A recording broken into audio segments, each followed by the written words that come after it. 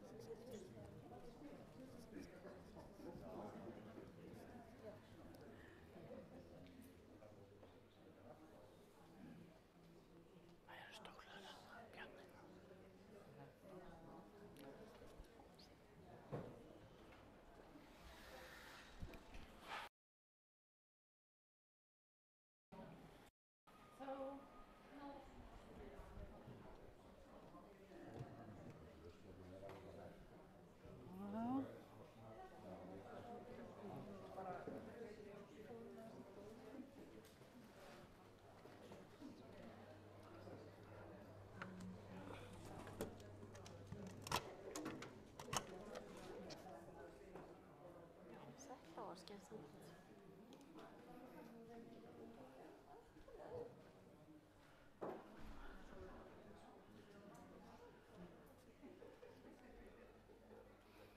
Jæja, góðu gestir.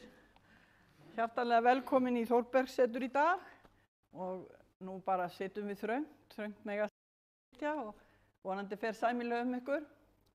Ég get svona hugað ykkur með því að við allavega ætlum að standa upp, annars slæða á milli atriða til þess að gera þetta þægilegri dag fyrir okkur og skemmt okkur hér saman. En ég býð ykkur sem hjartanlega velkomin á þetta málþing sem haldið núna í tilefni af útgáfu Eymund og Halldóru í Dilknesi. Og þetta náttúrulega stund og áfangi sem ber að fagna, ekki síst höfund bókana sem hefur nú unnið að þessu stórvirki, hvað það Gísli? 6 ár? Það fer að nálgast það. Og bækurnar bera þess náttúrulega sannarlega merki að víða var leitað fanga eins og þið sjáið og efninu líka gerði svo lipurleg skil til að lesa. Sófónías Torfason kom að verkinu á seinni stigum, þá svona lokagerð ljóðabókarinnar. Einnig aðstoðaði hann Gísla við yfirlestur og frágang bindanna 3 sem að geyma sögu og ekki bara sögu þeirra Eymundar og Halldóru, heldur einnig merka héraðssögu Skaftafellssýslu miðja 19. öld og fram til ársins 1940. Og þegar Sófónías hóf vinnu sína, þá spurði hann og mann ég einu sinni varfærnislega hvort hann héldi að færast of mikið í fang með útgáfu þessari og kannski þyrftum við að hitta efnið eitthvað. En eftir hann svaraði mér, þá sannfærðist ég algjörlega. Því hann sagði sko, mér hefur bara ekki einustu mínútu við yfirlestur þessa mikla verks. Og miklu frekar haft gaman að, sagði hann. Og finnst þetta spennandi lesning. Og eftir að ég fór svo að glugga í bækurnar, þá get ég alveg bætt við svo sem að þetta sannarlega spennandi lesning. En það svo gaman líka að staldra við eftir hvert kafla, því það kemur svo margt nýtt að hugsa mikið af nýjum heimildum og sögum sem ekki hafa verið skráðar áður. Nú Þórbergssetur á Hala í Suðursveit, það var stofnað sem sjálfseignarstofnun, nú þetta verið 20 ár, en það var stofnað sem sjálfseignarstofnun reyndar 2003, en 20 ár síðan við opnuðum hér. Og stofnun við heimamenn á Hala í Suðursveit, sveitarfélagið Hornafjörður og menn Hornafjarðar. Og tilgangur Þórbergsseturs samkvæmt skipulagsskrá meðal annars að efla fræðastörf eða fræðistörf, tengjast söfnun, varðveislu og skráningu menningarminja. En einnig að miðla þekkingu sögu, menningu og mannlíf í Austur-Skaftafellssýslu. Það hafa orðið gífurlegar samfélagsbreytingar í sveitum landsins á stuttum tíma. Afskekktar og einangraðar sveitir hér sem við munum mörg hér inni. Undir rótum Vatnajökuls þær hafa nú þróast yfir í eitt fjölmennasta ferðamannafélag hérað landsins. Og veröldin sem var, nú hún komin bara í alfara leið. og við búum í fjölmenningarsamfélagi. Hér bjóðast ótal atvinnutækifæri burt sér frá því hvort það sé töluð íslensk tunga eða hvort það sé einhver þekking á umhverfi, sögu og náttúru til staðar. Ég tel því að starfsemi Þórbergsseturs og markmið þess, þau eigi enn sterkt og aldrei frekar en nú, sterkt erindin í nútímann til að hamla gegn þekkingarofi og minna okkur á upprunann. Og vonandi á Þórbergssetur bjarta framtíð næstu áratugina. Alþýðumenning 19. og í byrjun 20. aldar, hún víðs fjarri hugarheimi nútíma Íslendinga. Okkur rennur því enn frekar blóði til skyldunar að glata ekki umhverfismannum, að halda á lofti sögu forfeðranna til þess að forða þeim frá glötun. Nú ég segi að saga Eymundar og Halldóru í Dilknesi, þetta ekki eingöngu persónusaga sem slík. Í mínum huga sagan fyrst og fremst mögnuð baráttusaga þjóðar í leit að betra lífi og merkilegt framlag til sögu Skaftfellinga. Það höfðu varðveist miklar og góðar heimildir hjá afkomendum þeirra Eymundar og Halldóru sem hvetjandi ákall til okkar söguritun þessa. Það má nefna 5 handskrifaðar ljóðabækur sem móðir mín, Ragna Sigurðardóttir, ritaði eigin hendi. Ég man eftir henni standandi við eldhúsbekkin á Brunnhólamýru. Það var árið svona eitthvað kringum 1870, þar sem hún ritaði upp allar þessar bækur á stuttum. Og þá var það eftir handriti Björns Eymundssonar í Lækjarnesi. Handritið var þá komið í eigu Jóhanns Albertssonar, sonar hans, sem við mörg munum eftir sem Jóa lóðs á Höfn. Og auk þessa höfðu varðveist fjölmörg Kanadabréf fjölskyldunar, en þau fóru eins og þið vitið til Kanada 1902 en komu heim 1907. Þess vegna erum við nú hérna í dag, við hérna afkomendurnir og hérna annars ekki víst hvað okkur hefði orðið í lífinu. Þannig að þarna sem sagt í þessum bréfum óskráð saga vesturheimsferða Skaftfellinga og hún birtist þarna ljóslifandi í bréfunum en sú saga hafði aldrei skráð áður. Nú einnig hafði ótal gögn varðveist hjá afkomendum Lovísu Eymundsdóttur í Dilknesi og Björns Eymundssonar í Lækjarnesi. Margir smíðisgripir Eymundar sem enn eru til, þeir bera listfengi og einstaka útsjónarsemi til bjargráða við erfiðar aðstæður. Lífsbaráttan var hörð. Þau Eymundur og Halldóra eignuðust 16 börn. Þar af komust 12 til fullorðinsára en árið 1911 voru þó aðeins 6 þeirra á lífi þar sem mörg þeirra dóu sem efnilegt fólk, meðal annars úr berklum. Það voru þau og foreldrar þurftu oft í þá daga að horfa eftir börnum sínum og afhjúpendum í gröfina. En alþýðulækningar og fæðingarhjálp lærðist á Slóða og þar á meðal var í þeim hópi Eymundur í Dilknesi en hann fengið titilinn eða kallaður nú í seinni tíð svo kallaður ljósfaðir og var gjarnan sóttur til hjálpar og líknar. Þau bjargráð dugðu þó skammt þegar alvarlega sjúkdóma var að ræða og sýkingar en þó að samhjálpin væri sterk í samfélaginu svo sjálfsbjargarviðleitnin og listneyðin við smíðar þar á meðal færni í Dilknesi sem kom stundum til bjargar á ögurstundum þá dugði það ekki til. Því var það sem sterkar hugsjónir sem knúðu fólkið áfram. Það var alltaf í leit að betra lífi til átaka og framfara samfélaginu til heilla. Það sem einkenndi Skaftfellinga umfram allt annað á þessum árum vil ég meina hafi verið sterk alþýðumenning sem byggði meðal annars á næmri greind fólksins. Skaftfellingar ólust upp við mikla ögrun frá náttúrunnar hendi, þekking á fornbókmenntum og sterka ljóðahefð, en einnig mótaðist hér mjög öflug samkennd innan héraðsins. Fólki bjó saman í litlum bæjarhverfum á milli beljandi jökulfljóta með ókleifan jökulinn í bakgarðinum og sótti svo sjóinn frá hafnlausri strönd. Og tókst gjarnan að lifa af við ótrúlegar hörmungar daglegs lífs að okkur finnst í dag með samvinnu, samhjálp og oft á tíðum ákveðinni verkaskiptingu. Við notum í dag dálítið tísku orðum og eitt af þeim er lífsþjálfun. Lífsþjálfun er þjálfun þar sem fólk sækir sérstök námskeið til að þjálfa hugan, til þess að læra að stjórna hugsununum í framheilanum og breyta þannig líðan sinni yfir í jákvætt hugarfar, til að hjálpa til við að losna við svartnætti og þjáningar sem fylgt geta áföllum eða daglegu amstri nútímans. Lífsþjálfun forfeðra okkar byggði á því að takast á við allt aðra hluti.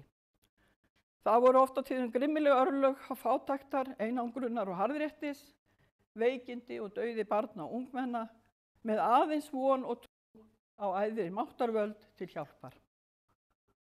Sú lífssýn birtist víða í ljóðum Eymundar, en hann var skáld ágætt. Þar sem erfiðleikar og sorg hrjáðu, þá gat hann alltaf kallað fram eitthvað jákvætt, eitthvað sem við getum enn nýtt okkur nú á nýrri öld. Í kveðskap hans kemur skýrt fram hvernig hann tamdi sér glaðværð og jákvæðni í hugsun til að komast af við erfiðar aðstæður og var ævinlega boðinn og búinn að hjálpa, styðja og hugga í neyð. Eymundur Jónsson yrkir svo í Kanada 27. desember 1904 vonina. Vonin, hún hefur alltaf að mér snúið örmum sínum, styrt mig bæði í stríði og meinum, stöðugt verið hjá mér einum. Ég treysti Guði og treysti því hann til mín sjái og láti vonar ljósið bjarta ljóma æ í mínu hjarta. Og öðrum stað segir Eymundur svo fallega í einni ferskeytlu sem ég fer nú oft með. Horfðu eigi hyldýpið hels þar grúfir myrkrinn, fyrirgeðu ég ætla að byrja aftur. Horfðu eigi í hyldýpið hels þar grúfir myndin, sjáðu heldur sólskinið sem að gyllir tindin. Lífið er alltaf að verða öðruvísi, segir Þórbergur. Og það á kannski aldrei betur við en í dag í síkviku nútíma samfélagi. Það er því holl lesning fyrir okkur sem búum í þægindaþjóðfélagi nútímans að líta tilbaka og skyggnast í okkar og bakgrunni íslenskrar menningar. Og heilræðin frá gamla fólkinu þau geta fylgt okkur ef við lítum tilbaka. Hve mikils virði sem okkur er útsýn til víðerna veraldarinnar, þá liggur samt heimtaug okkar frá heimabyggðinni hversu fátækleg sem hún kann að virðast. Og hér vitna ég í orð Gunnars Benediktssonar frænda míns frá Einholti sem að hann flutti í kveðjuorð við grefturinn Þórbergs Þórðarsonar. Gleymum því ekki því sem íslenskt er því Gunnar bætir við, þar sem alvaldið hefur skipað okkur rúm, þar er okkar heimur. Og við útgáfu bókana, þá er mér auðvitað efst í huga þakklæti til allra þeirra sem að verkinu hafa komið. Og þar fyrst og fremst til Gísla Sverris Árnasonar höfundar sem að helgað hefur nú mörg ár ævi sinnar rannsóknum á mannlífi liðins tíma, samfara skrifum á bókunum. Til Sophanísar Torfasonar yfirlesara fyrir ómetanlegan stuðning og vandvirkni í hvívetna og svo Bjarna Harðarssonar útgefenda sem hefur komið svo myndarlega að útgáfumálum sem raun ber vitni. Margir fleiri hafa komið að verkinu svo sem Björn Arnarsson sem aðstoðaði við myndatöku og að finna muni, starfsfólk menningarmiðstöðvar Hornafjarðar og svo auðvitað fjölmargir ættingjar og vinir. Það er mín einlega ósk og von að Þórbergssetur með stuðningi sínum hafi lagt eitthvað að mörkum til framtíðar sögu Skaftafellssýslu með frumkvæði að útgáfu þessari, en öll vinnan var í höndum þeirra sem ég hef minnst á hér núna. Og svo ég vitni nú í einn snillingin enn frá gamalli tíð, Steinþór á Hala, þegar hann sagði eitt sinn: það er nú svo að það hefur mikið gildi að alþýðu fróðleikurinn fá að lifa með þjóð okkar. Og ef að engar sögur eru sagðar sem binda þátíð og nútíð saman, þá er þjóðmenning okkar í hættu.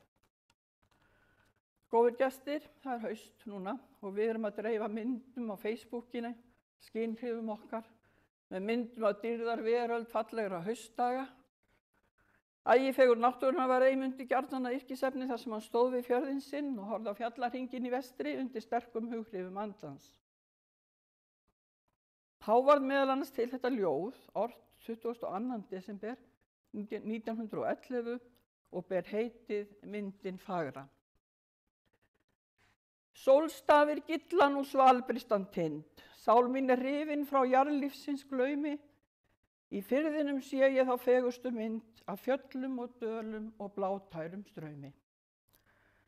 Allt stendur á höfði en haggast þó ei, hægfara öldur því vaggandi dilla, það bifast og lyftist sem brjóstin á mei, brennur af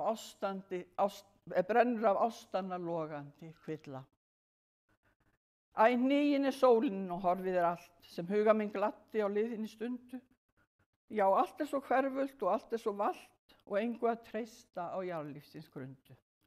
Og svo koma heilræðin. Grípum hver tíma sem gleður oss best, en gætum þó varúðar hvívetna bræður, því skærustu falsmyndir skaða oft mest, skynsemin engu í verkinu ræður. Ég horfði á því hugfangin hverfula mynd, en hugði ekki að því að sólin hinn bjarta var hulin og myrkuð af háfjallatind. Þú hvarfst mér þá líka, en það dugir eigi að kvarta. Og þar með lýkur nú þessu inngangi mínum hér og við tekur nú höfundur bókarinnar, Gísli Sverrir Árnason, og hann ætlar að fjalla konur í bókinni. Ég man ekki nákvæmlega erindið, nafnið. Eftirminnilegar konur í sögu Eymundar og Halldóru í Dilknesi. Gjörið þið svo vel.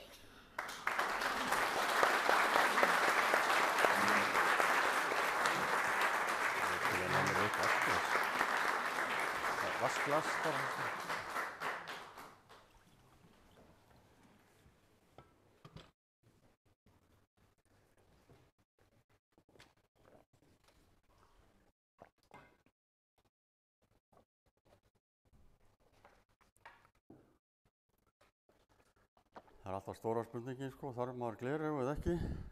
Ég held ég prófið svona góðir gestir. Þakka ykkur öllum kærlega fyrir að koma til þess að gleðja þeim áfanga sem Þórbergssetur fagnar í dag. Saga Eymundar Jónssonar hefur verið mér hugleikin allt frá æsku. Frá barnaskólaárum til þessa dags hef ég verið svo lánsamur að njóta leiðsagnar og samvista með fólki sem er tilbúið að fræða og ýta undir fróðleiksþrá. Ég á áhuga minn á sögu þessa héraðs fyrst og fremst hugdjörfum og frásagnarglöðum kennurum og öðrum fræðurum að þakka. Alla mína skólagöngu naut ég leiðsagnar áhugasamra einstaklinga og smám saman leiddi það mig á þá braut sem ég gerði að ævistarfi að miðla fræðum og fróðleik sögu þessa héraðs. Og aðstandendur og bakhjarlar þessa verkefnis eru margir fyrrverandi kennarar eða koma úr kennarafjölskyldum. Bestu þakkir allir kennarar. Aðdragandi þessa rannsóknarverkefnis sem birtist í 4 binda ritverki er rakin í inngangi verksins og verður því ekki tíundar hér. Aðeins þetta, án elju og hvatningar Þorbjargar Arnórsdóttur og Fjölnis Torfasonar hefði þessum áfanga seint verið náð. Heill sé þeim merku hjónum.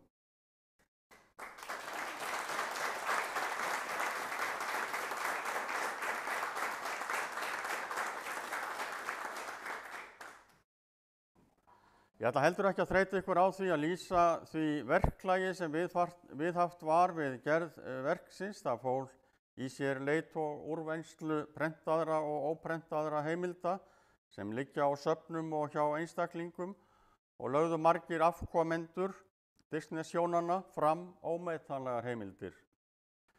Auk þess var lagt talsvert upp úr því að finna og ljósmynda muni sem tengjast sögunni, svo og gamalt myndefni. Afraksturinn er þetta 4 binda verk sem prýtt er 800 ljósmyndum og telur nær 1700 blaðsíður með 700.000 orðum eða 3 milljónum bókstafa. Það vitnað til 1100 heimilda og 500 staðir eða örnefni koma við sögu auk 2200 nafngreindra einstaklinga. Auk framlags afkomenda hef ég notið aðstoðar fjölda fólks við yfirlestur, myndatökur og útvegun heimilda. Leið og öllu þessu fólki þakkað sitt framlag hér í einu lagi. Leyfi ég mér að nefna nafn Sófóníasar Torfasonar, en aðkoma hans að verkefninu olli straumhvörfum svo ekki sé meira sagt. Þá ætla ég heldur ekki að ljúka þessum inngangi á þess að þakka Bjarna Harðarsyni, útgefanda, fyrir hvatningu, áræði og útsjónarsemi við útgáfuna, allt frá fyrsta samtali okkar Eymund og Halldóru.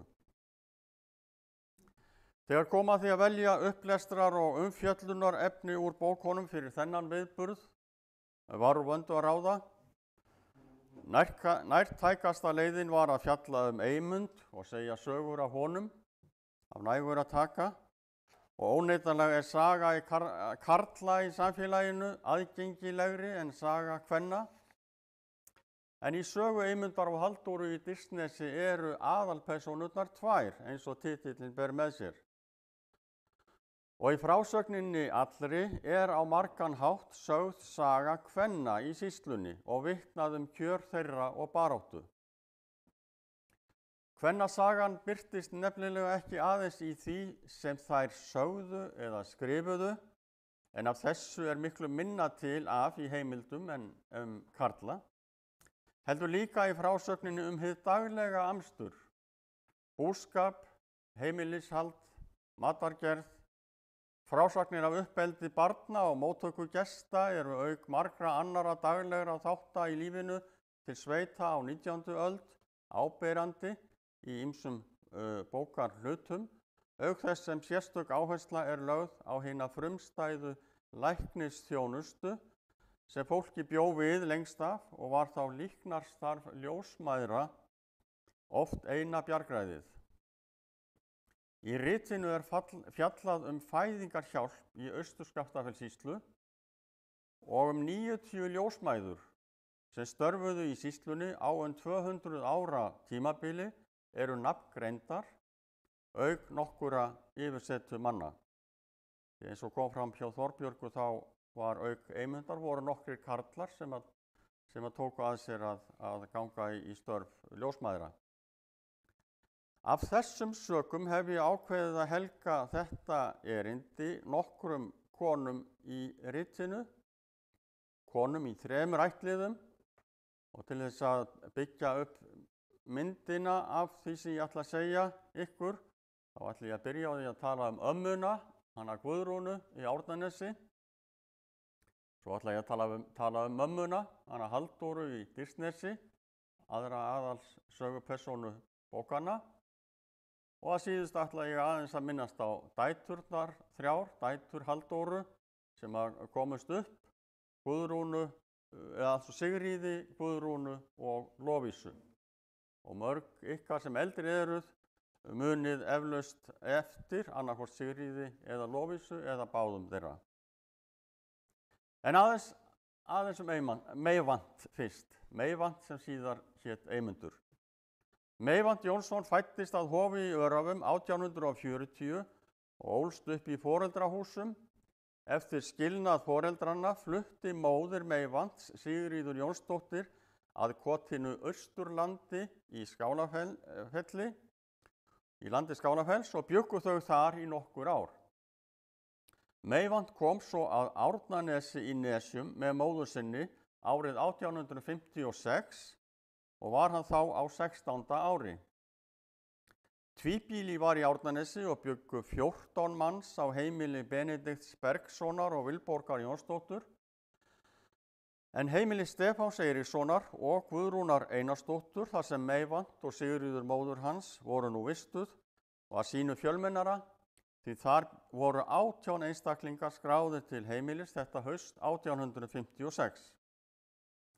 Heimasætan Halldóra Stefánsdóttir, 12 ára, bjó þó ekki heima þessar mundir, því hún var í fóstri hjá móðursystur sinni að Kálfafelli í Fljótshverfi.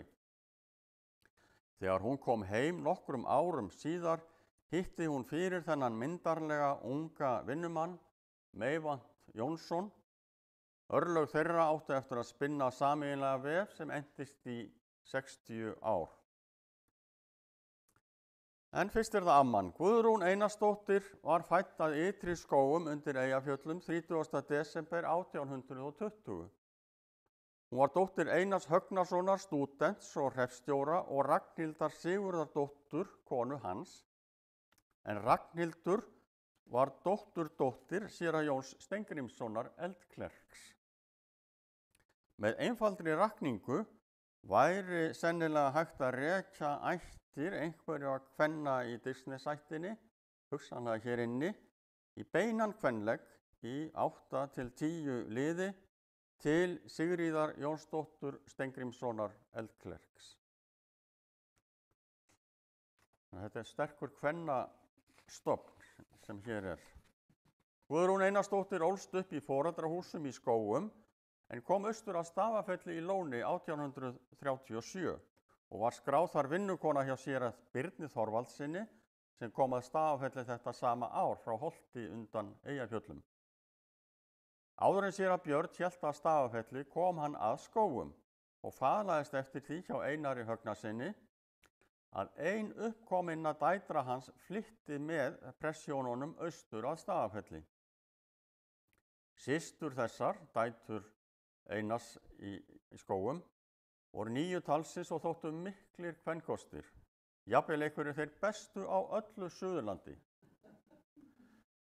Vinátta var með systrunum í Skógum og Halldóru Finnbogadóttur, eiginkonu séra Björns Þorvaldssonar. Þegar þau hjón riðu úr hlaðinu á Holti, sagði séra Björn, hverja af dætrum Einars stúdents í Skógum á ég nú að fara austur með okkur? Hún svaraði, þá sem hann vill síst láta. Lét séra Björn sér það vel líka. Reifaði hann máli brátt eftir komu sína til Einars Högnasonar í Ytri Skógum, tók Einar því vel og spurði Björn þá hverja dætra sinna hann vildi láta verða fyrir valinu. Það veit ég ekki, svaraði Einar, nema síst hana Gunnu. Hana læt ég ekki meðan hún vill vera hjá mér. Það nú einmitt hún sem ég ætlaði að fara, sagði prestur. Vandaðist þá málið, en úr varð að Guðrún Einarsdóttir fór austur með þeim pressjónum 17 ára gömul og fann þar gæfu sína því hún kynntist þar Stefáni Eiríkssyni frá Hoffelli og þau gengu í hjónaband 1841 og bjuggu alla sína tíð í Árnanesi. Guðrún var mikil atgerviskona og tók gjarnan þátt í stjórn búskaparins í Árnanesi í fjarveru Stefáns. Heimili þeirra var annálað fyrir myndaskap og snyrtimennsku. Öldruð kona í Nesjum sagði svo frá heimsókn sinni að Árnanesi. Það var fínt hjá henni Guðrúnu minni í Árnanesi núna. Allt þyljað í hólfrónum og gólfrónum og gullsnýplarnir á hurðunum. Guðrún Einarsdóttir í Árnanesi átti reiðhestinn Glæsi, sem þótti mikill gæðingur og var annálaður vatnahestur. Stefán Eiríksson og Páll Ólafsson skáld voru frændur að 3. og 4. auk þess að sitja saman á Alþingi í einhver ár. Páll var mjög hrifinn af hortfiskum hestum og orti Glæsi Guðrúnar. Glæsir þinn að vexti var, varla meðal hestur, en af hestum öllum bar, eins og bændum prestur. Guðrún var ljósmóðir eða yfirsetukona í Nesjum í 40 ár og tók á móti fjölda barna. Hún varð oft guðmóðir barnanna sem hún tók á móti eins og algengt var með ljósmæður. Á löngum starfstíma sínum varð hún guðmóðir nærri 150 barna í Nesjum og mun hafa tekið á móti þeim flestum eða öllum. Stundum voru þau Stefán bæði skírnarvottar, en áður en Stefán lést hafði hann gerst guðfaðir rúmlega 100 barna í Nesjum. Virðist hann oft hafa staðið við hlið konu sinnar í ljósmóðurstörfunum og einnig verið viðstaddur skírnirnar. Guðrún var komin yfir 70 þegar hún lét af störfum sem ljósmóðir og barnabarn hennar og alnafna, Guðrún Einarsdóttir, tók við starfinu en hún hafði þá tekið ljósmóðurpróf. Mikið innfengi var milli heimilanna í Árnanesi, Bjarnanesi og í Hólum. Voru jólaboð fyrir þessar fjölskyldur á öllum heimilunum 3. Í Bjarnanesi á jóladagskvöld, áramót í Árnanesi og í Hólum á 13. Í þessum boðum léku börn og fullorðnir sér, spiluðu, tefldu, kotru, tafl og sungu. Og svo voru bornar fram veglegar veitingar, hangikjöt eða steikur, rúsínugrautur, vellingur og kaffi með brauði eftir vild. Stundum veitt lítið eitt af víni yfir spilum þeirra fullorðnu, brennivín eða púns. Minntist Þorleifur í Hólum síðar. Guðrún í Árnanesi átti afmæli 30. desember og var áramótaboðið í Árnanesi þann dag eða á gamlársdag. Frú Sigríður Þorsteinsdóttir, kona séra Bergs Jónssonar í Bjarnanesi, var undan Eyjafjöllum líkt og Guðrún. Þær voru miklar vinkonur, nokkuð skildar og kölluðu gjarnan hvor aðra systur. Madama Sigríður þótti mjög góðgerðarsöm eins og Guðrún í Árnanesi og gladdi þá sem minna máttur sín með ýmsum hætti. Fátækum drengjum gaf hún til dæmis fermingarföt og aðfangadagskvöldum sendi hún öllum sem bjuggu á Bjarnaneshjáleigunum kerti lítil sem stór. Guðrún í Árnanesi unni heimili sínu og umhverfinu öllu í Árnanesi. Sagt að hún hafi gjarnan gengið með sjónauka upp á Árnaneshólinn á góðviðrisdögum. Hún tók sér þá sæti á útsýnisstaðnum Sjónarbergi og lét fallegan fjallarhringinn gleðja sig örskots stund. Við sjónum hennar blöstu hinar mjúku línur jarðarinnar sem öll grasi vafin, nesin fram af bænum, svo að segja eitt smáhæðótt tún og heilestirnar ýmist af völlunum eða úr Hrísey, sem færa hina miklu björg í hlöður og heygarða handa skepnum næsta vetur. Útsýnið var ólýsanlega fagurt. Í góðu sýni sést allur fjallarhringurinn mæta vel í björtu veðri, með öllum sínum tindum, hálsum og hnúkum, dölum og skörðum, að ógleymdum hinum snjóhvíta vatnajökli og öllum skriðjöklum hans fram í dali og dældir og sjálfum fjallajöfrinum Öræfajökli. Þegar Guðrún gekk upp Sjónarbergsbrekkuna og kom sér fyrir á hæsta klettinum, var hún líkust drottningu í hásæti sem horfði með velþóknun yfir ríki sitt, sem hvorki ágjörnum biskupum eða útlendum konungum hafði tekist að svæla undir sig, því Árnanesið var ávallt bændaóðal. Árnaneshjónin nutu virðingar almennings í héraðinu og sýndi fólk það á ýmsan máta, til dæmis með því að bjóða þessum sæmdarhjónum í veislur við ýmis tilefni. Í október 1852 sátu þau til dæmis 3 giftingarveislur í Lóni og í Nesjum. En Árnanesheimili var í þjóðbraut þeirra sem áttu leið fljótin, Hornafjarðarfljót, hið ytra. Stefán var mikill gestrisnismaður og var sagt að heimili þeirra Guðrúnar hafi staðið öllum opið, fátækum sem ríkum. Var jafnvel talað að í Árnanesi væri talsverð gestanauð. Komu margir yfir fljótin þessa daga, skrifaði Stefán í dagbók sína í nóvember 1859 og á nýjársdag 1860 var margt fólk hér nóttina. Og í mars sama ár alla þessa daga 6 til 7 gestir á hverjum degi. Og svo árlega í kringum kaupstaðaferðir komu öræfingar eða komu suðursveitungar, skrifaði Stefán. Hann hafði unun af samtölum við gesti sína og ferðalanga og þótti líka skemmtilegur á að hlusta og heima sækja. Sveitungar í útreiðartúrum voru flestir velkomnir, en voru misjafnlega prúðir. Sumir voru fullir, en aðrir kallaði Stefán útreiðardrjóla. Guðrún Einarsdóttir var farsæl í störfum sínum sem ljósmóðir. Þann 1. desember 1884 var hún sótt til konu í barnsnauð. Sú bjó í Hafnarnesi, hét Guðrún Magnúsdóttir og var vinnukona þar. Guðrún var 34 ára og var þetta hennar fyrsta barn. Barnsfaðir hennar var Magnús Sigurðsson, vinnumaður í Hafnarnesi.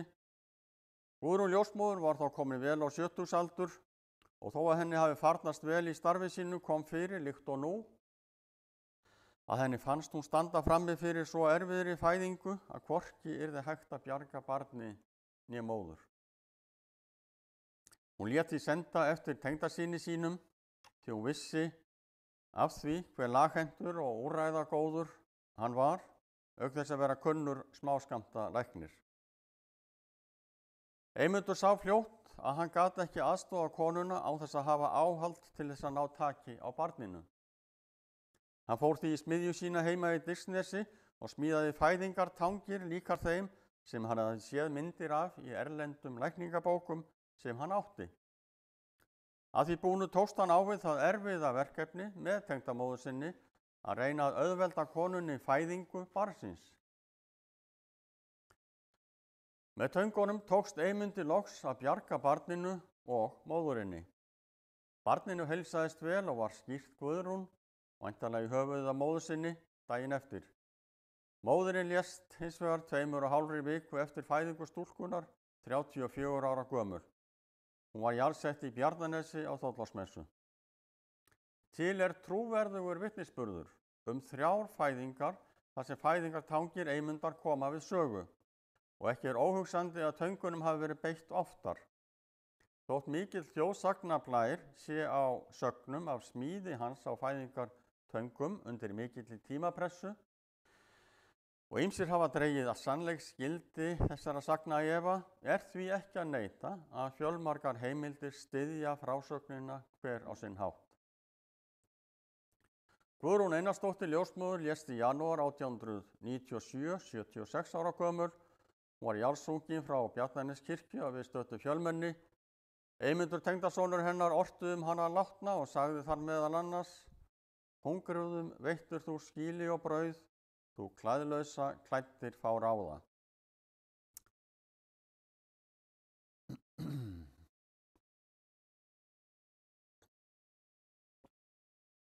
Þá komið að dótturinni. Það var hálfgert haustveður í Nesjum 27. ágúst 1844 þegar Guðrún Einarsdóttir ól stúlkubarn.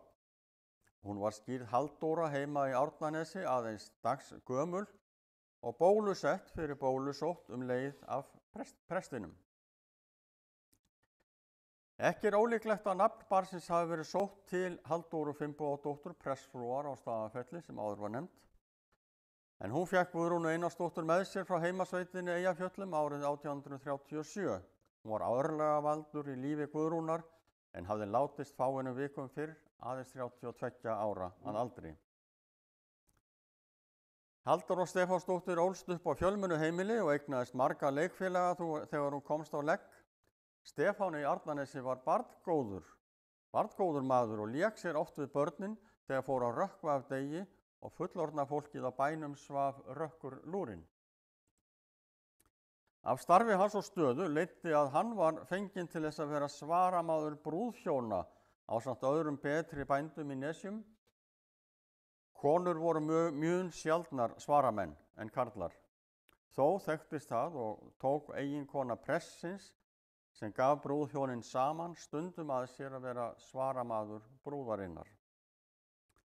Halldóra fór í fóstur til Sólveigar Einarsdóttur, yngstu systur Guðrúnar móður sinnar að Kálafelli í Fljótshverfi í Vestur-Skaftafellssýslu, 10 ára gömul.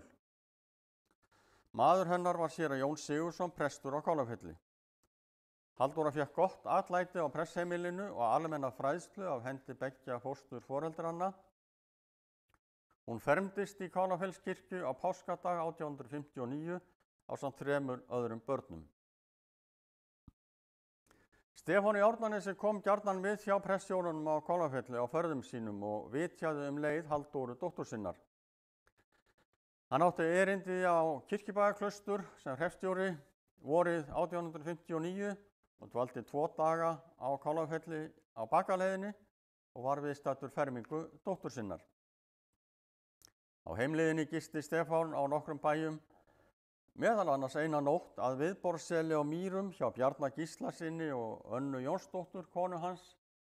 Nokkur aldursmunur var á hjónunum í Viðborðsseli því Bjarni var 62 ára, en Anna sem var seinni kona hans var aðeins 25 ára. Sama ár var Stefán kosinn í fyrsta skipti til setu á Alþingi.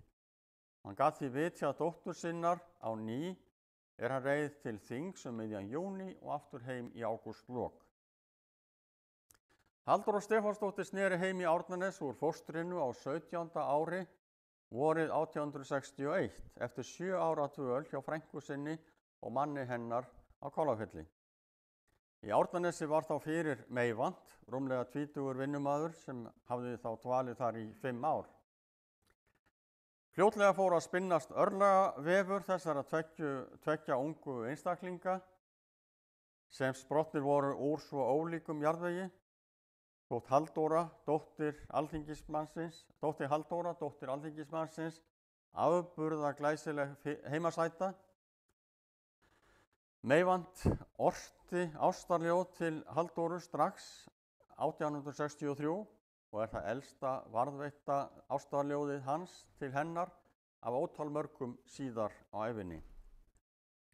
Hljóttu blíðu af hverjum mann, hrundin fríð úr máta, flýi kvíði, böl og bann, bauga hlýð foldar rann. Stefán Eiríksson hafði ætlað dóttur sinni annan eiginmann, búsettan í sveitinni. Ekki var óalgengt að foreldrar réðu nokkru hjúskap barna sinna, sérstaklega dætranna, og viðmiði var að hjónaefni væru nokkurn veginn jafnsett varðandi ætterni og efnahag. Stefán veitti líka ýmsum bændum sem til hans leituðu ráð og leiðbeiningar kvonfang dætra þeirra og þótti hann ráðagóður í þessum efnum sem öðrum. En þá var ekki spurt ást eða vilja stúlknanna. Meyvant var ekki hægt að segja að hann hafi verið ættstór og efnaður var hann alls ekki. Þegar kvisaðist út að Meyvant og Halldóra væru farin að draga sig saman, kom Stefán því strax á framfæri við þau að hann myndi ekki með nokkru móti samþykkja ráðahag þeirra. Guðrún, móðir Halldóru, hélt sig frekar til hlés þetta því venjan var að feðurnir réðu örlögum dætra sinna fremur en mæðurnar. En Halldóra brást illa við orðum föður síns og sagðist engan vilja nema Meyvant. Gekk svo stund, en þegar kom fram á sumarið 1865, duldist engum að Halldóra gekk með barni. Þegar Stefán varð þess vís hvernig komið var hagi Halldóru, þótti honum hallað á virðingu sína og dóttur sinnar af umkomulausum vinnumanni og veitti Meyvant þungar átölur.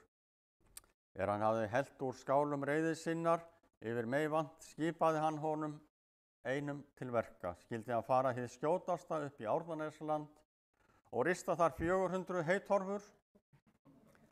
Á meðan Meyvant lauk torfskurðinum ræddu þau feðginin saman. Stefán gerði dóttur sinni grein fyrir því að hún þyrfti að slíta sambandi sínu við Meyvant vegna stöðu hans sem fátækur vinnumaður. Halldóra sagðist ekki samþykkja ráðstöfun foreldra sinna að giftast frænda sínum í Hoffelli og myndi hún ekki gefast öðrum en Meyvant meðan hún lifði. Þegar Stefán sá að dótturinni varð ekki haggað, mildaðist skap hans nokkuð og ákvað hann að gera það besta á stöðunni, enda væri Meyvant ekki hæfileikalaus með öllu því hann ætti eftir allt góða greind og hagar hendur, eins og síðar var haft eftir Stefáni. Sagan einbeitta afstöðu Halldóru Stefánsdóttur og það hvernig hún snerist gegn vilja föður síns og vann hann loks á sitt band þvert á venjur þess tíma, hefur lengi lifað í heimahögum hennar. Gunnar Benediktsson rithöfundur orðaði þetta svona: Halldóra dóttir þeirra Árnanes hjóna þótti afburðar glæsileg heimasæta, en fann upp á þeirri ambögu að velja sér eiginmann af engum sérstökum ættum og umkomulausan á sama hátt og obbinn af héraðsbúum var á þeirri tíð. En hún valdi hann af öllu hjarta og tjóaði ekkert að ræða þótt þingmaður Austur-Skaftfellinga og höfðingadóttirinn frá Skógum undir Eyjafjöllum legðust einhuga gegn með samstilltu átaki. Það afrek bjó á vörum næstu kynslóða í Hornafirði og vakti aðdáun sem mikil fyrirmynd, ekki síst ungu fólki ástfengnu. Til þess að tryggja að mannsefni Halldóru gæti séð henni sæmilega farborða í framtíðinni fannst Stefáni Eiríkssyni hann þurfa að koma tilvonandi tengda sínum almennilega til manns. Hann lagði því til við Meyvant að hann sigldi út til Kaupmannahafnar til þess að leita sér menntunar í smíðum eða öðru handverki. Hét hann honum að virða vilja dóttur sinnar að uppfylltu þessu skilyrði. Meyvant var lengi á báðum áttum og grunaði húsbónda sinn að ætla að stía þeim elskendunum sundur með þessu ráðslagi. Hann var þó áhugasamur að þiggja boðið og menntunina sem hann hafðist þráð svo lengi. Meðan Meyvant var í Kaupmannahöfn fæddist honum dóttir heima í Árnanesi því unnustan Halldóra var léttari þann 28. desember 1865. Amman Guðrún Einarsdóttir tók á móti barninu sem fékk nafnið Sigríður. Meyvant orti til Sigríðar dóttur sinnar þegar hún var orðin nokkurra ára gömul: Eignist blaðið auðarlín sem æfa skildi mennta gnóttir, hrundin unga hýr og fín, hún Sigríður Meyvantsdóttir. Móðirin unga og litla stúlkan bjuggu í Árnanesi í skjóli foreldra Halldóru og þar hreiðraði unga parið sig fyrst sinn. Ekki þótti gott til afspurnar að þau byggju lengi óvígrið sambúð svo að það varð að ráði að Meyvant og Halldóru létu pússa sig saman 7. október 1866 eftir að hann kom heim frá Kaupmannahöfn. Þrátt fyrir hríðarveður á brúðkaupsdaginn komu margir gestir í veisluna sem var í boði Stefáns og Guðrúnar. Þau höfðu undirbúið brúðkaupsveisluna af metnaði. Guðrún þreif húsið hátt og lágt með vinnufólki sínu meðan Stefán fór upp á Papós til þess að kaupa veisluföng. Daginn eftir satt hann svo við að skrifa boðsbréf til nágranna og vina. Vinnufólk sitt sendi hann svo í allar áttir eftir borðbúnaði, enda voru veisluföngin margrétta. Brúðkaupsveislan var fjölsótt og gestgjöfum og brúðhjónum til sóma. Margir gestanna gistu og fóru svo til síns heima daginn eftir. Stefán Eiríksson hafði eignast nágrannajörðina Dilksnes nokkrum árum áður og gaf nú dóttur sinni jörðina og var það heimannmundur hennar. Nýgiftu hjónin bjuggu þó áfram í Árnanesi allt fram á vorið 1870 að þau hófu búskap í Dilksnesi. Allt frá barnæsku var Meyvant Jónsson ósáttur við nafn sitt og þótti það óþjált. Honum var stundum strítt á þessu óvenjulega nafni bæði í Öröfum en engum eftir að hann fór þaðan. Þegar séra Jón Jónsson kom í héraðið barst þetta fljótlega í tal milli þeirra og úr varð að presturinn hvatti Meyvant til þess að breyta nafni sínu í Eymund og varð það úr. En Halldóra varð ástfangin af manninum Meyvant sem ung stúlka og var aldrei sátt við þessa breytingu á nafninu á karli sínum. Hún vildi helst ekki heyra á það minnst að hann skipti nafn og kallaði hann Meyvant áfram allt til æviloka. Halldóra Stefánsdóttir í Dilksnesi var gestrisinn með afbrigðum. Eitt var hún að bera veitingar á borð í Dilksnesi og þá voru margir gestir sem þurfti að sinna. Nægur matur var yfirleitt til í Digsnesi vegna þeirra veiðihlunnunda sem jörðin naut. Halldóra var þekkt fyrir að vera örlát við þá efnaminni. Meðal gestanna þessu sinni var fátækur maður, hann kom úr annarri sveit og hafði oft notið þess að borða í Digsnesi. Þegar Halldóra var að bera eitthvað matarkyns fram á borðið, fór maðurinn að blessa hana fyrir velgjörðirnar. Annar gestur, gamansamur með meiru, bauðst til þess að gefa hinum 10 krónur ef hann tæki fyrir sér að bölva henni Halldóru einu sinni. Hinn svaraði að bragði: Nei, Jesús minn, ég get ekki bölvað henni Halldóru. Halldóra kom aðvífandi í þessum sporum, nokkuð gustmikil, og hvatti manninn til þess að bölva sér og vinna sér þannig inn peningin. Þau hin skildu sjá til þess að maðurinn borgaði fyrir veðmálið. En fátæki maðurinn lét ekki segjast: Æ, nei, Jesús minn, ég bölva ekki henni Halldóru. Það fylgir sögunni að hann hafi þá ekki farið tómhentur frá Digsnesi fremur en oft áður, þessi maður. En Eymundur sást ekki heldur fyrir þegar kom að móttöku gesta og velgjörðum fyrir þá, vini sína og sveitunga og jafnvel bláákonið fólk. En það stóð ekki á sömum sveitungana að finna út hvort þeirra hjóna væri meiri eyðsluseggur. Konan þótti nú vera heldur eyðslusöm og það mun hafa gjört mikið að.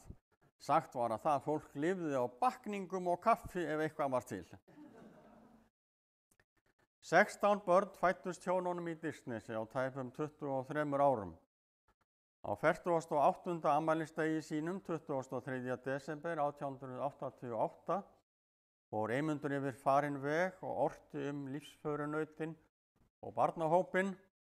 Sífellt fyrir sjónum mér svífa tímar glaðir, með svanna einum svo ég 16 barna faðir. En ómegðin og erfitt tíðarfar og sáralítill bústofn gerðu hjónunum í Digsnesi æ örðugara að lifa af og framfleyta sér og sínum. Því varð úr að Lovísa dóttir þeirra og Björn Jónsson maður hennar tóku við búsforráðum í Digsnesi. En lífið var ekki aðeins amstur og erfiði. Á annan í jólum, aldamóta árið, fór Digsnesfjölskyldan í jólaboð í Kaupmannshúsið á Höfn. Lovísa og Björn voru þá búsett í Hoffvelli með sonum sínum og foreldrar hennar skrifuðu henni bréf þar sem Eymundur lýsti fyrst veitingum og gjöfum sem þau urðu aðnjótandi í jólaheimsókninni. Svo var spilað á orgel og sungið. Eftir það voru leiknir málsháttaleikir. En nú hættir pabbi þinn en mamma tekur við að segja frá, stóð næst í bréfinu til Lovísu. Það var semst komið að frásögn Halldóru af leikjónum í jólaboðinu. Góða Lóa mín, hvort heldur þú að reki hvalur eða ég sé feig? Á annan í jólum fór ég í heimboð út á Höfn og kom ekki heim fyrr en þann 3. í myrkri. Það hefur víst aldrei verið reynt að skemmta mér eins vel og þar var gert. Enda var mér komið til að leika mér svo að ég hef víst aldrei gert það eins síðan ég var barn. Hvað heldur þú að þú hefðir sagt hefðir þú séð mig við hliðina á frúnni og 2 öðrum knjákrjúpjandi með kostlagar hendur í mjallhvítum nunnubúning? Svo kom drullu fullur dóni og gerði þann óskunda að æða ofan á okkur svo að í dauðans ofboði flúðum og undir borðið til þess að bjarga okkur úr klónum á honum. Þetta var máltækið illur veftur í vaðmáli. Hjónaband Eymundar og Halldóru var mjög ástríkt alla tíð. Eina bréfið sem til frá honum til hennar hefst á þessu ávarpi: Hjartað mitt góða. Og endar með kveðjunni: þinn til dauðans elskandi Eymundur Jónsson. En það útheimti mikinn dugnað og ómælda vinnu að ala upp svo stóran barnahóp og þótt gleðistundirnar hafi verið margar komið dimmari tímar inn á milli. Missir 4 barna og það að þurfa að senda mörg önnur barnanna í fóstur hlýtur að hafa tekið mjög á þau bæði. En til þess að gera langa sögu stutta þá fóru Halldóra og Eymundur til Kanada með 5 syni sína árið 1902 og í kjölfar þúsunda Íslendinga. Þrátt fyrir að una sér vel í nýja landinu varð fljótt margt til þess að valda Halldóru angri og mæðu sem loks leiddi til heimþrár og söknuðar. Bréf Halldóru og Eymundar heim segja mikla sögu sem ekki verður rakin hér en er í bókunum. En þau snéru aftur heim að 5 árum liðnum árið haustið 1907. Þau fylgdu Sigurði syni sínum eftir heimkomuna, bjuggu öll fyrst í Dirsnesi, svo í nokkur ár í Krossbæjargerði, aftur í Dirsnesi, síðan í Þinganesi og loks á Höfn í nýbyggðu húsi Sigurðar og Agnesar konu hans. Þar lést Eymundur 1927 og síðustu ævi árin bjó Halldóra í Dirsnesi hjá Lovísu og Birni manni hennar og lést þar 1935. Ýmis minningarbrot eru til frá síðustu árum Halldóru, en það áhrifaríkasta og fegursta skráði Höskuldur Björnsson, síðar listmálari, í bréfi til systur sinnar. Amma er að spinna og syngur, ó hve fögur er æskunnar stund, og svo framvegis. Af þessu getur þú ráðið að hún er frisk og kát, því sólin skín af austurloftinu inn á rúmið hennar. En allt í einu fór hún að fara með vísurnar sem afi heitinn orti við lagið. Augun hennar ömmu fylltust tárum, þessum veigum tilfinningana og þau streymdu án afláts niður kinnarnar. Allt, jafnvel rokkhljóðið, varð sorgarblandið. Það ljóð sem að Halldóra raulaði fyrir munni sér orti Eymundur til hennar skömmu fyrir aldamótin og geymdi meðal annars þetta erindi: Er þú breiðir mér armana mót og mig geymir við brjóstin á þér? Aðköst lífsins ég hræðist ei hót, heimur gjörvallar brosir við mér. Halldóru leið vel í Dirsnesi síðustu árin sín hjá Lovísu og Birni. Það voru allir tilbúnir að gera gömlu konunni gott og þegar að Björn sendi vörur heim úr versluninni á Höfn þar sem hann vann, laumaði hann stundum rúsínupoka merktum Halldóru í einn kassan. Séra Eiríkur Helgason jarðsetti Halldóru og sagði í útfararæðunni uppeldið í Árnanesi: Á þeim tíma sem hún ólst þar upp var heimilið þar eitt af öndvegis heimilum sýslunnar. Hún vandist því snemma við það að telja það eitt stórt sem ekki var við neglur skorið og ævina á enda fylgdi henni hugsunarhátturinn sá að horfa ekki í smámunina. Það sem einkenndi hana framar öllu öðru var einmitt þetta, að hún var höfðingi í Lund. Það voru þó ekki alltaf efnin sem réðu gerðum hennar, heldur viljinn, lundarfarið.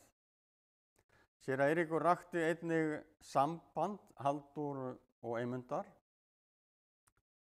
Þar fékk hún þann mann sem var henni mjög samhentur alla hluti. Hann vissi sem var að þau ráð sem hún vildi ráða, þeim mundi vera vel ráðið. Enda fékk hún í sambúð þeirra að ráða því sem hún vildi, það var allt gert með fullu samþykki hans. Jæja, góði gestir, ég er búin að þreyta ykkur á svolítið löngu lestri þessar 2 konur, mæðgurnar Guðrúnu Einarsdóttur og Halldóru Stefánsdóttur. Margar aðrar konur koma sem betur fer við sögu í bókunum og þar á meðal þær 3 dætur Halldóru sem komust til fullorðins ára, Sigríður, Guðrún og Lovísa. 2 systur þeirra sem báðar báru nafni Margrét dóu barnungar. Núna örstutt systurnar. Sigríður Eymundsdóttir var elst systkinanna 16 og af henni sagði lítillega hér áðan. Hún ólst upp í Disneysi en fylgdi Birni bróður sínum frá fullorðinsárum. Fyrst í Fossnesi en síðar í Lækjanesi þar sem þau bjuggu í áratugi. Sigríður og Björn fóru tvívegis til Vesturheims. Voru fyrst í Ameríku árin 1892 til 1895, meðal annars á svipuðum slóðum og Guðrún systir þeirra sem farið hafði vestur nokkru fyrr. Í seinna skipti dvöldu systkini hjá foreldrum sínum og bræðrum í Kanada árin 1904 til 1907. Sigríður eignaðist 2 syni með skoskum manni, Ragnar og Jóhann. Björn skráði ferðasögu þeirra yfir hafið og heim aftur og er hún sögð í bókunum. Sigríður vann ýmis störf vestra meðal annars á hóteli. Síðan bæði í Lækjanesi og í Akri á Höfn voru heimilisstörf hennar undir amerískum áhrifum. Hún bakaði meðal annars ekta apple pie eða eplaköku með degi yfir að amerískum sið. Við gerð bókanna leitaði oft til afkomenda og ættingja upplýsingar. Karl heitinn Sigurðsson á Móhól, sonur Sigurðar Eymundssonar og Agnesar Móriðsdóttur, var síðasta eftirlifandi barnabarn Halldóru og Eymundar. Hann minntist Sigríðar föðursystur sinnar með hlýju og hafði gaman af því að bera saman heimilisbraginn á barnmörgu heimilinu á Móhól og rólegheitum og yfirvegum sem innkenndi Lækjanesheimilið. Ég var náttúrulega hjá henni þegar ég var innfrá, strákurinn. Þetta var alveg sérlega myndarleg kona og hefur verið glæsileg ung stúlka. Það er engin spurning, sko. Og hún var allt öðruvísi. Ég hef aldrei séð svo hanterað, svoleiðis lagt á borð. Það var ekki borðað í eldhúsinu í Lækjanesi. Það var borðað í lítilli stofu til hliðar við eldhúsið. Og þar var lagt á borð. Og mér er það minnisstætt að því að heima var svo mikill hraði og margt fólk og hraði á öllu og ekkert alveg nákvæmt hjá mömmu. Hún var svolítið ofvirk, held ég. En ofsalega fljótað öllu og allt gott hjá henni, sko. En hjá Sigríði var allt eins og maður hafði séð á myndum frá útlöndum. Einn daginn var kalt lambakjöt, bara afgangar. Það hafði verið súpa og kjöt. Það var allt skorið niður. Kjötið í litla bita með beinunum samt en smækka niður á diskinn þar sem kjötið var á borðinu. Og svo var borðsett eins og í veislu. Það var allt svo nákvæmt. Og allt handurhreint hjá henni í húsinu. Hvergi drasl. Maður bar virðingu fyrir þessu fólki. Manni var kennt að bera virðingu fyrir fullorðnu fólki, sagði Kalli heitinn. Blessuð sé minning hans. Þetta var Sigríði, en það var hún Guðrún Eymundsdóttir sem var 3. barn foreldra sinna. Hún ólst upp í Árnanesi hjá afa sínum og ömmu. Hún fermdist 14 ára gömul hjá séra Jóni Jónssoni í Bjarnaneskirkju vorið 1882 og Eymundur orti þá til þessarar dóttur sinnar.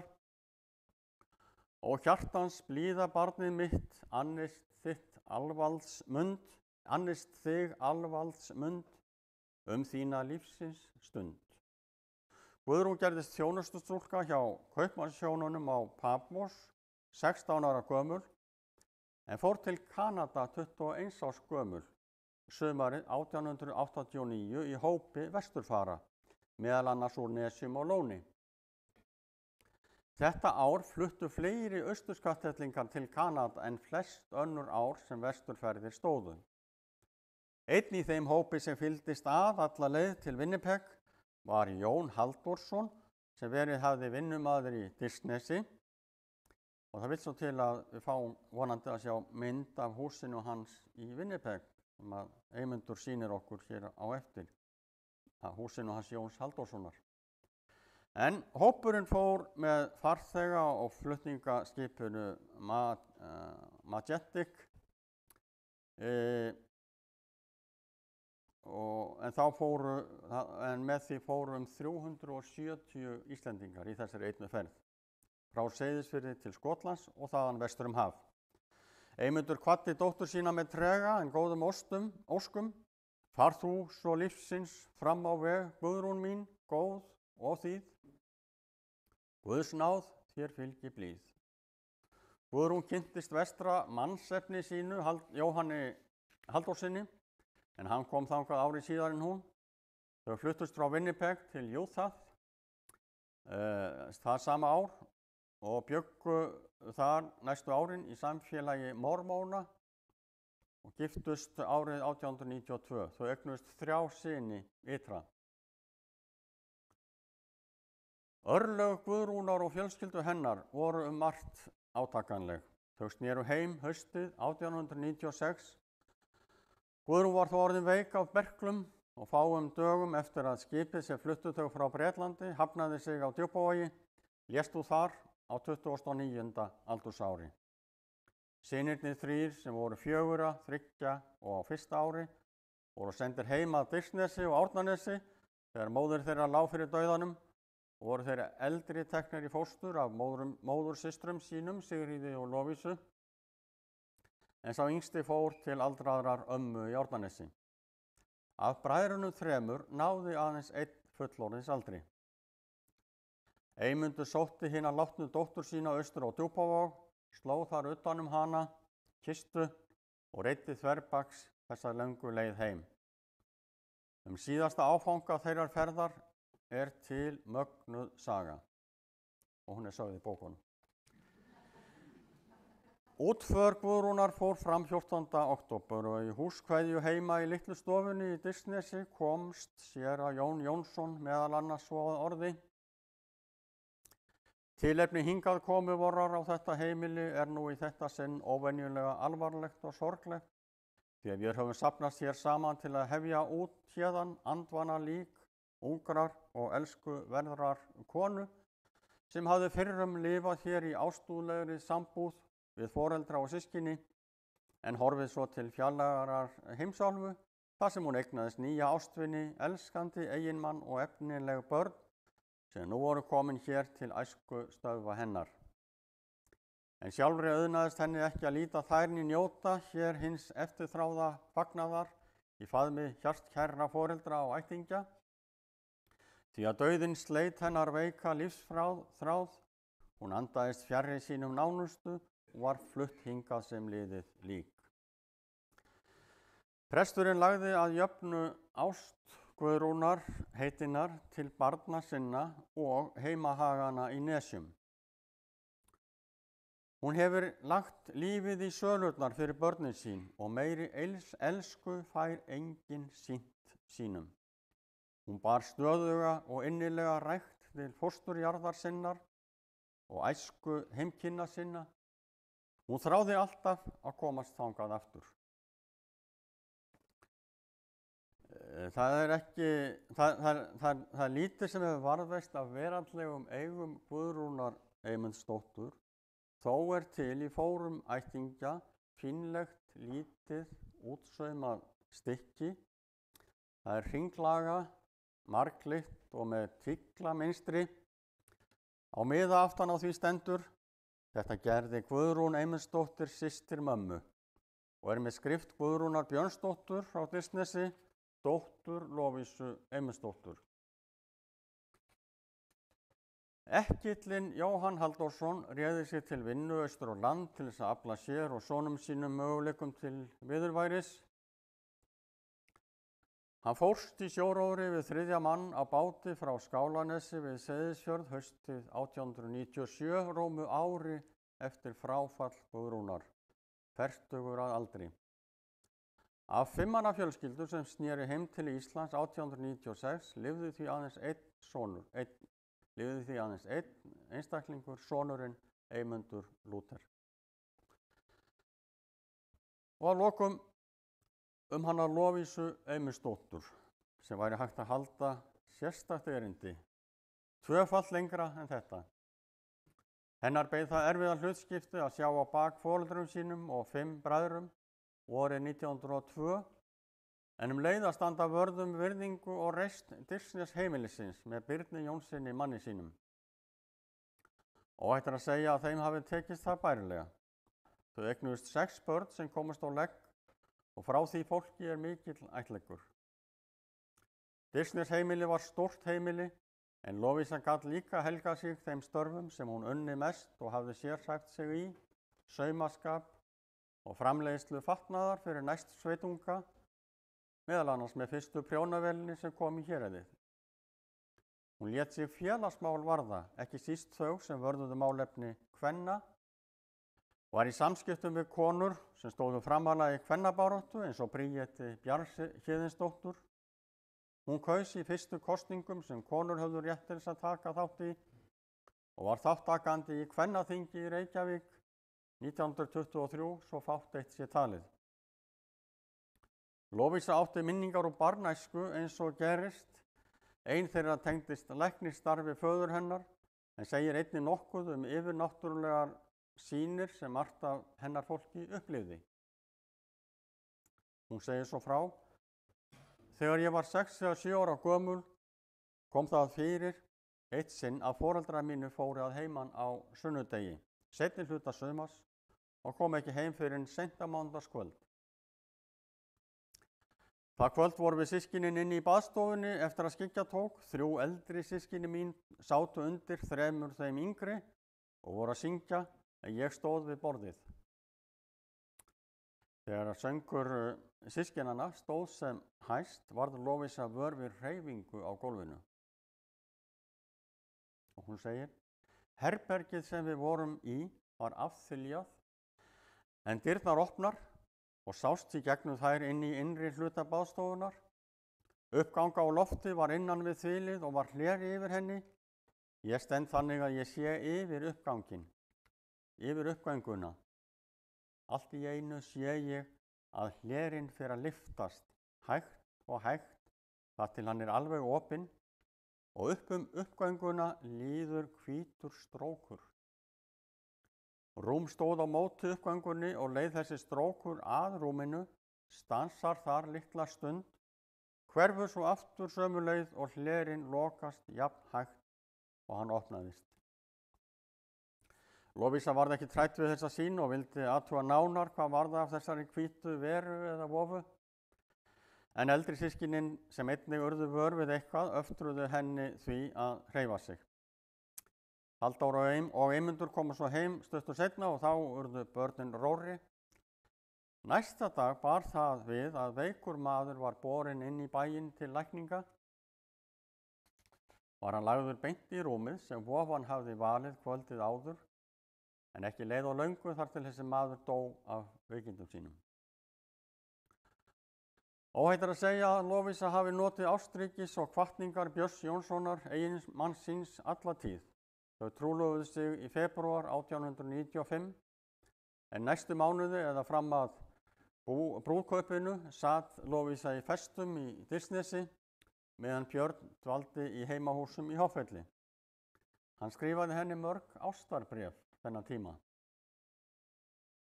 Ein eftir enni ég huganum út af Dirsnesi og þá helst til þín, því þér einni ann ég og engri annari stúlku. Eftir að Björn las grein í Kvennablaðinu heimsins besta eiginmann sem konan okkur skrifaði,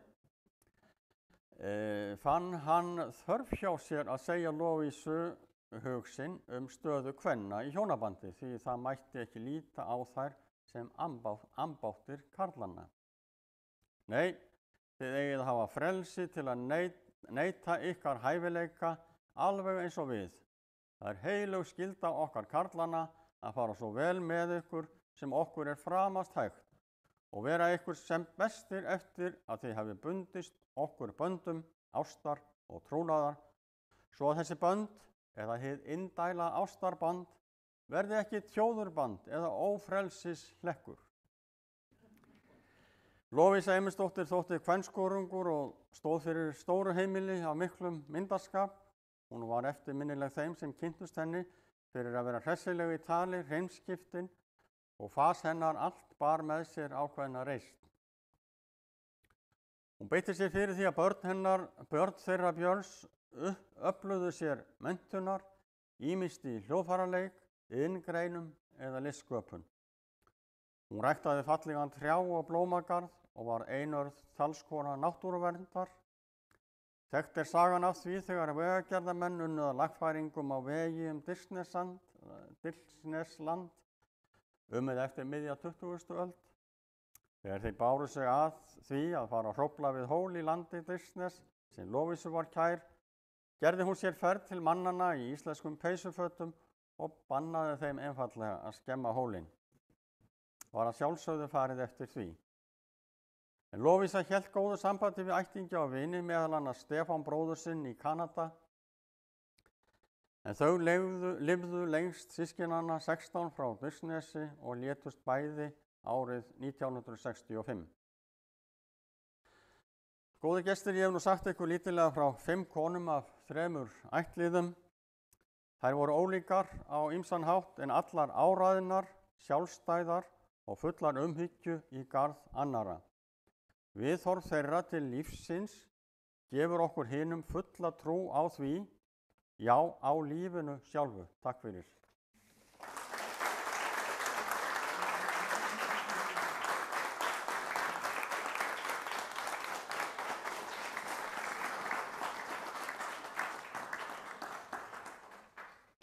Jæja, þið heyri hvað þetta er spennandi lestur. Nú er mikið hægt að lesa meira út frá þessum skemmtilegu sögum sem við erum búin að heyra. En nú ætlum við Soffaníu að þetta út í hér einhver staðar, já. Nú skulum við standa bara öll upp og hrista okkur svolítið. Og við erum búin að taka hér saman.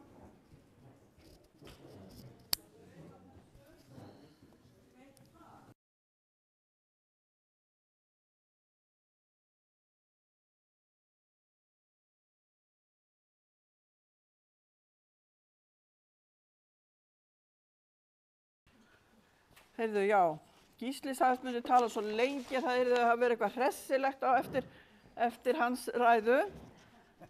Þannig að nú ætlum við að syngja hérna eitt ljóð eftir Eymund, kunnulegt lag, Gamli Nói.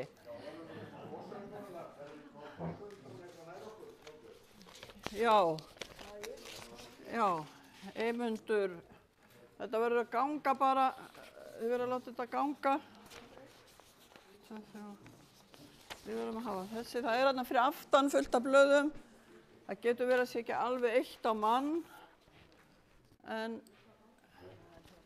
er ekki einhver staðar blöð sem að standa út af?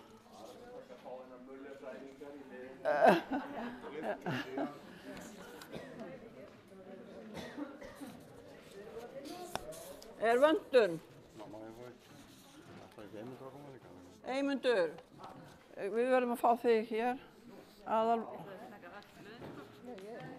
Við hefum bara eitt saman, við hefum bara hérna saman. Sjáðu.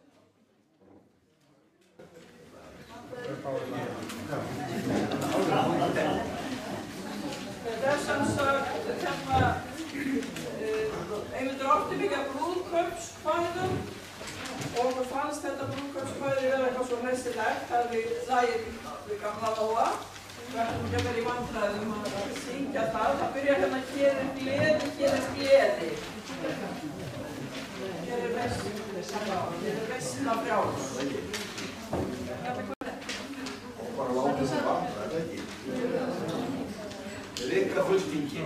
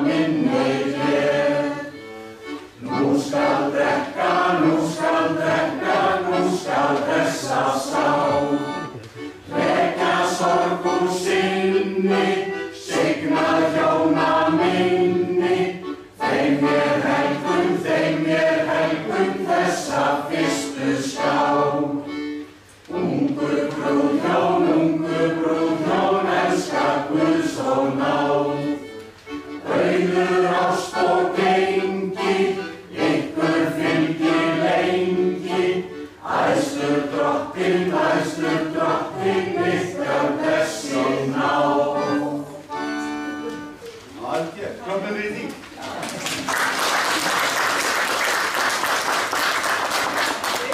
Beinið blöðin, ég ætlum að sýkja meira á eftir.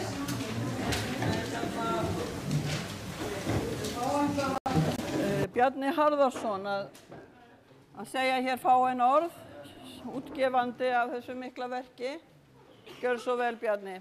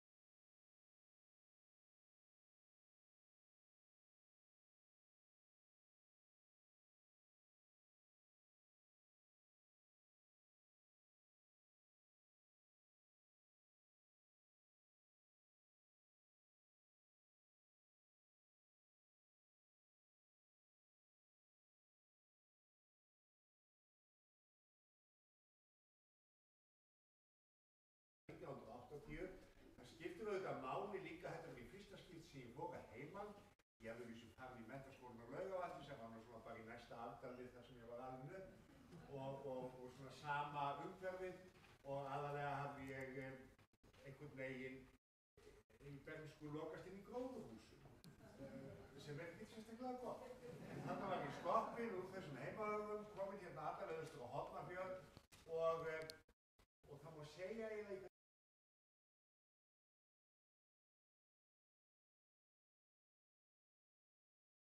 sumar bernsku minna sem ég var hérna og endurupplifi aftur og aftur þessar uppgötvanir af þessu stórkostlega söguhéraði sem mætti í rauninni skrifa sko margar Gústa Berling sögur fyrir þá sem þekkja Gústa Berling sögur Lagerlöfs og aðra slíkar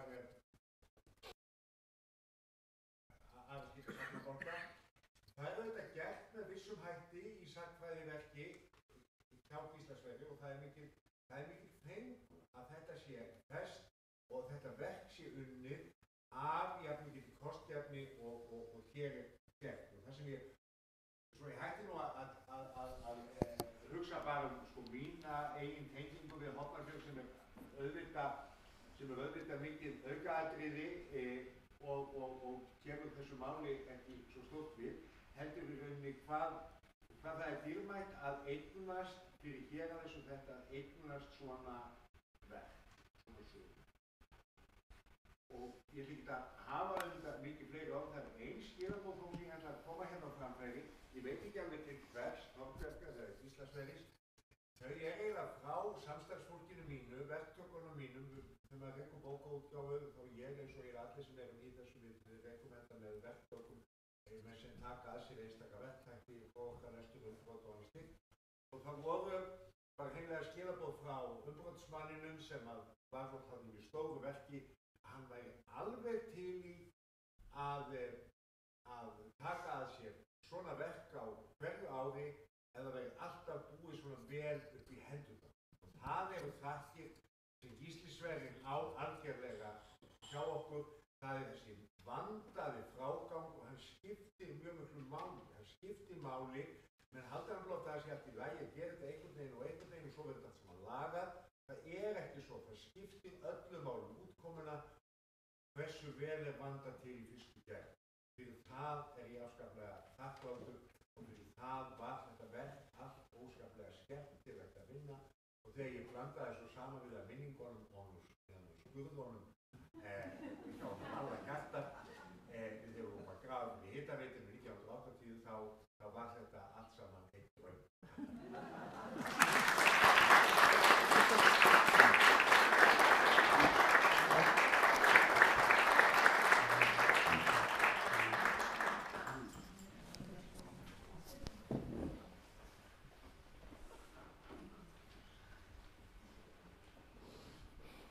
Já, það líður dagurinn en það er dálítið skemmtilegt að við erum nú búin að starfa hér í Þórbergssetri eins og ég sagði áður. Hátt í 20 ár og Þórbergur áorðið dálítið mikið af hughrifum, svona innra með manni og eitt af því sem að ég vitna svo oft í hér þegar ég tek á móti fólki, það er þessi náttúrutrú sem endurspeglast í frásögum hans frá þeim tíma þegar hann er að alast upp hér í Suðursveit. Og hann segir svo fallega náttúrulega frá, og ein setningin eða nokkrar setningar eru hérna til dæmis. Í Suðursveit var sólin helgasta handaverk Guðs.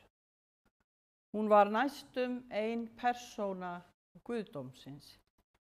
Fólk bar djúpa lotningu fyrir henni og ég heyrði það oft tala svo fallega hana.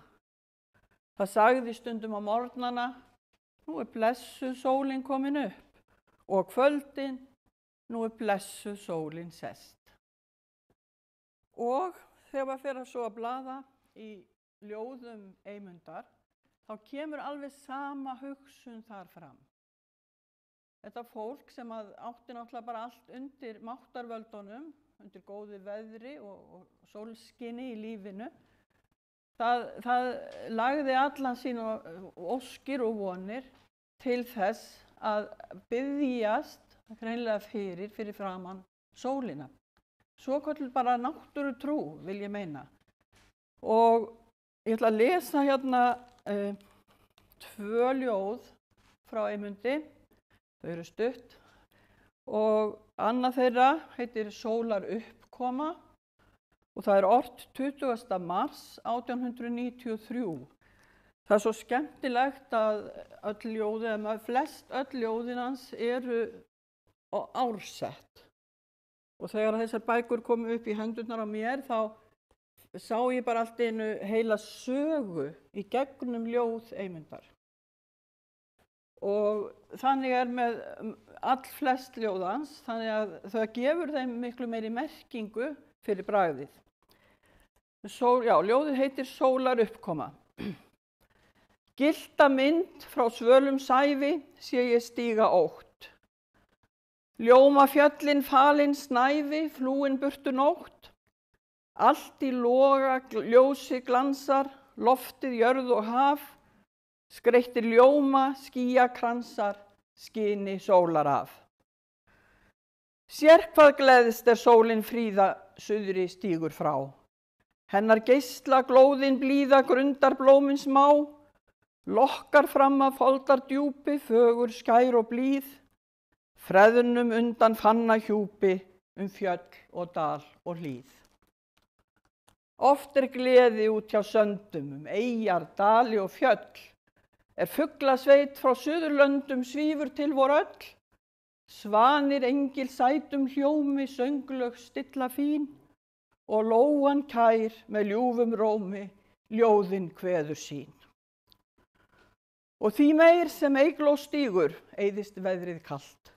Hennar guðdómsgeisli flýgur gegnum lífið allt. Hún framleiðir lauf á meiði og lífið nærir vel. Án hennar væri allt í eyði, eilíft frost og hel. Seinna ljóðið heitir Sólarlag og það var ekki dagsett reyndar en ég hef grun að það sé ort á tímum fyrri heimsstyrjaldarinnar. Því að það eru þarna síðustu erindin í því sem að eiga mjög vel við en þann dag í dag.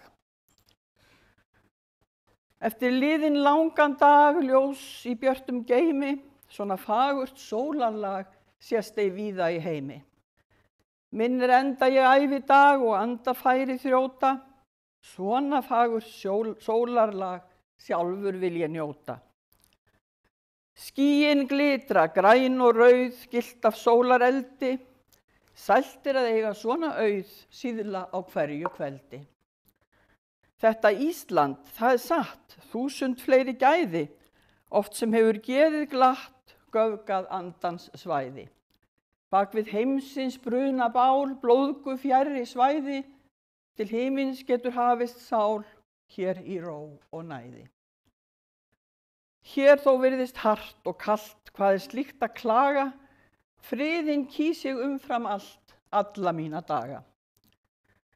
Til hvílu get ég gengið rór, gleði og værðar notið, hér er engin hætta stór, höggvið ei né skotið. Sendu faðir björg og brauð, blessan sendu skjóta, láttu drottin linna nauð, láttu stríðið þrjóta. Láttu faðir fyrir jól, fjandskap allan dvína, láttu friðar fagra sól og frelsi löndin skína.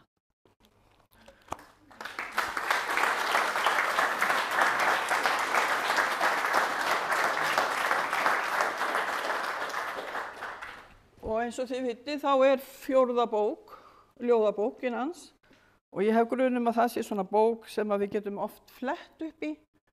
Það er svo gott að eiga alltaf einhverjar bækur í hillunni sem maður getur gripið í svona stund og stund, og það er einmitt ljóðabækurnar sem eru alveg kjörnar til þess.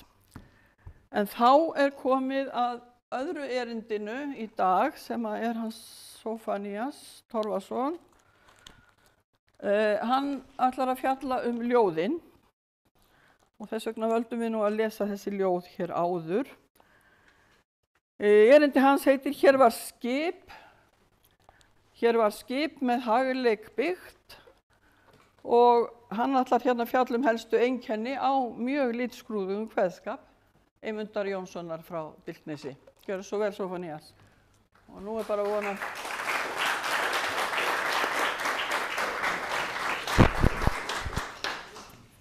Það er áhanganda hjá þér. Ég ætla bara að hafa 2. Það er einn sem liggur á borðinu, má hann ekki bara vera á borðinu? Já, það er kannski ágætt að fara. Já. Það veit ekki.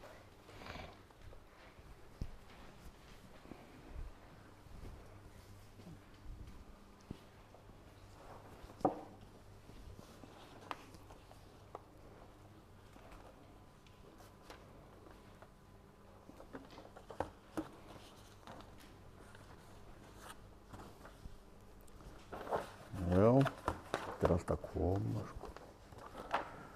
Maður má ekki detta leiðslurnar.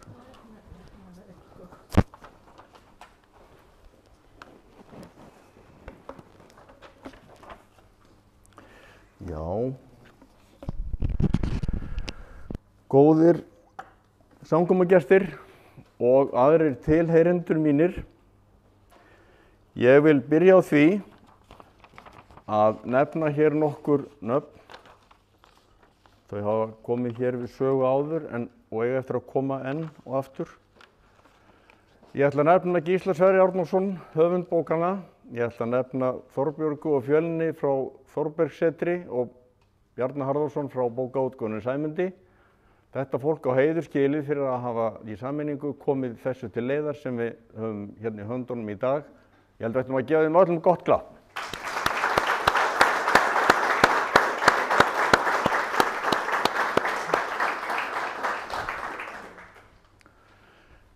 Ég vil nú leið og ég tengi mig hér við þetta, þakka fyrir að fá að vera viðstaddur hér og taka þátt í þessu málþingi, útgáfuhófi og óska bara okkur öllum til hamingju með daginn.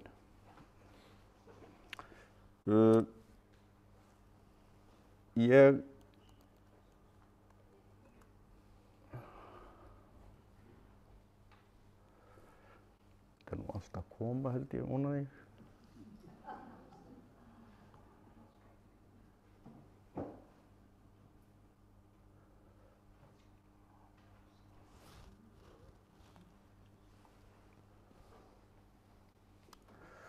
Þetta erindi mitt er sem sagt aðeins ljóðasmíðina hans Eymundar út frá sjónarhorni leikmanns, lesanda.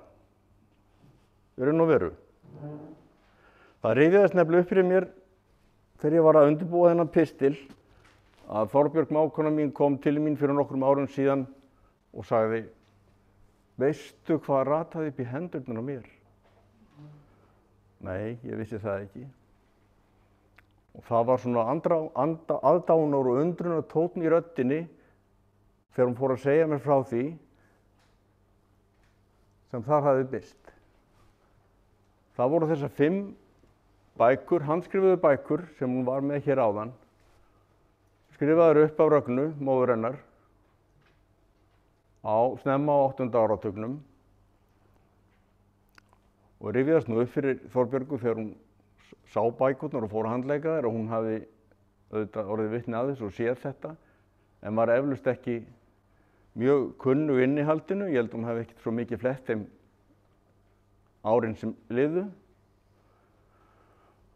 En hér sjáum við eina opnunu úr þessari handskrifuðu bók sem að Ragna skrifaði. Hún skrifaði þetta allt upp, þetta ljóðasafn, eins og Þorbjörg sagði áðan, eftir handriti Björns Eymundssonar. Og þetta er eina heildstæða ljóðasuppskriftin sem til í dag, því miður. En sem betur fer líka. Hún er þó til. Og ég segi nú hiklaust að þetta hafi nú trúlega verið svona kornið sem fyllti mælinn og leið upphafið af því sem síðar varð og er orðið að veruleika í dag. Kannski kveikti þetta þann neista sem varð að útgáfunni sem er nú fullsköpuð fyrir framan okkur. Í það minnsta hófst Gísli Sverrir störf sín eftir að þau höfðu fengið hann til verksins, Þorbjörg og Fjölnir, fengu Gísli Sverrir til að skrifa þetta, þá hóf hann verkið skömmu síðar og af sinni yfirsýn, dugnaði, þekkingu á málefnum héraðs og samfélags hefur hann sett saman ævisöguna með hjálp margþáttar heimilda og hjálp ykkar, ættingja, vina og ótal hjálpar hellur sem hafa komið að því með honum. Og sagan er ekki bara saga Eymundur og Halldór eins og hér hefur komið fram, þetta er héraðssaga, þetta er saga samfélags, þetta er Íslandssagan, þetta er saga vesturfaranna líka, sem er gerð rækileg skil í raun og veru í öðru bindinu og góð viðbót að skrá upp til dæmis allar upplýsingar vesturfara sem vitað að fóru úr Austur-Skaftafellssýslu á árabili aðal vesturfaranna. Og þetta allt saman er orðið að veruleika. Minn hlutur var nú fyrst og fremst að koma að ljóðasafninu og hjálpa til við það. Efni og umgjörð ljóða Eymundar er mjög víðfeðmt. Hann lét sér fátt óviðkomandi eins og þið getið lesið í ævisögunni. Hann kom víða við. Það var varla nokkuð það viðvik sem að hann kom ekki nærri eða hafði einhver afskipti af eða álit á í þessum heimi. Og það er það sama má segja ljóðasafnið. Það er ótrúlega víðfeðmt, það kennir margra grasa og það eru mörg áhöld notuð og það ætlum við aðeins að skoða hér á eftir. Ég er sem sagt fyrst og fremst, ég var ekkert kunnugur kvæðum Eymundar áður en að koma því að ég settist niður og fór að lesa uppskriftirnar og gögnin frá Gísla Sverri sem hafði þá rauninni slegið allt inn í tölvu og ljóðasafnið var orðið heildstætt þar. Ég hafði lesið útgáfur á prenti og í tímaritum nokkrum og ég var semst kunnugur því að Eymundur orti og þetta var athyglisvert sem frá honum kom og ég hafði mikinn augastað á þessu og bjóst satt að segja við töluverðu þegar ég byrjaði en þetta kom á óvart, ég get alveg sagt það. Ég vil bara nota tækifærið og fá að þakka þann heiður að fá að taka þátt í útgáfustarfinu með Gísla og Þorbjörgu og Fjölni og þeim sem að þessu komu. Mér finnst það hafa verið ánægjulegt og ég vona að hlutur minn hafi verið til einhvers góðs þegar upp er staðið. Ef að fólk vil spyrja og stöðva mig þegar fram í sækir þá það velkomið. En við reynum að vera dálítið fljót. Ég ætla að fara hratt yfir sögu og segja ykkur frá svona efnismagninu, umfanginu. Þetta eru 530 titlar sem eru í bindinu. Það eru mjög margar stökur sem eru þá bara aðeins 1 erindi. Flest eru 2 til 10 erindi. Þetta svona sniðið af hófsemd hjá Eymundi. Þetta ekkert gríðarlangt nema í nokkrum undantekningatilvikum. Flest eru 2 til 10. Allmörg 10 til 20 og svo eru fáein sem eru meira en 20 og þetta lengsta 68 erindi. En það þurfti nú að segja sögu. Það var nú heilt ljóðabréf og það var ástæða til. Nú flokkunin þessi að endirinn var á að hafa þetta í 23 flokkum en hefðu getað orðið mun fleiri heldur en færri því að efnisauðlegðin var mikil og það víða komið við þegar Eymundur annars vegar. Og þarna birtist fjölbreytnin hans mjög greinilega. Og það járnsmiðurinn sem manni ofarlega í huga. Hann hafði mörg járn í eldinn, mann Eymundur. Hann leitaði víða fanga og ég nefni þetta bara nokkra þætti. Það sögulegt efni, eftirmæli, brúðkaupsljóð, ljóð börn og til barna, kveðjukvæði og hvatningarljóð og ættjarðarljóð, átthagakvæði, skemmtikvæði og til Halldóru og svo framvegis. Þarna mætti bæta löngum lista við.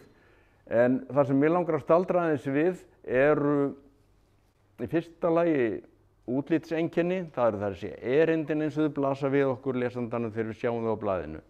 Hversu löng eru þau, hversu margar línur, hversu langar eru línurnar, rím á ferðinni og annað þvíumlíkt.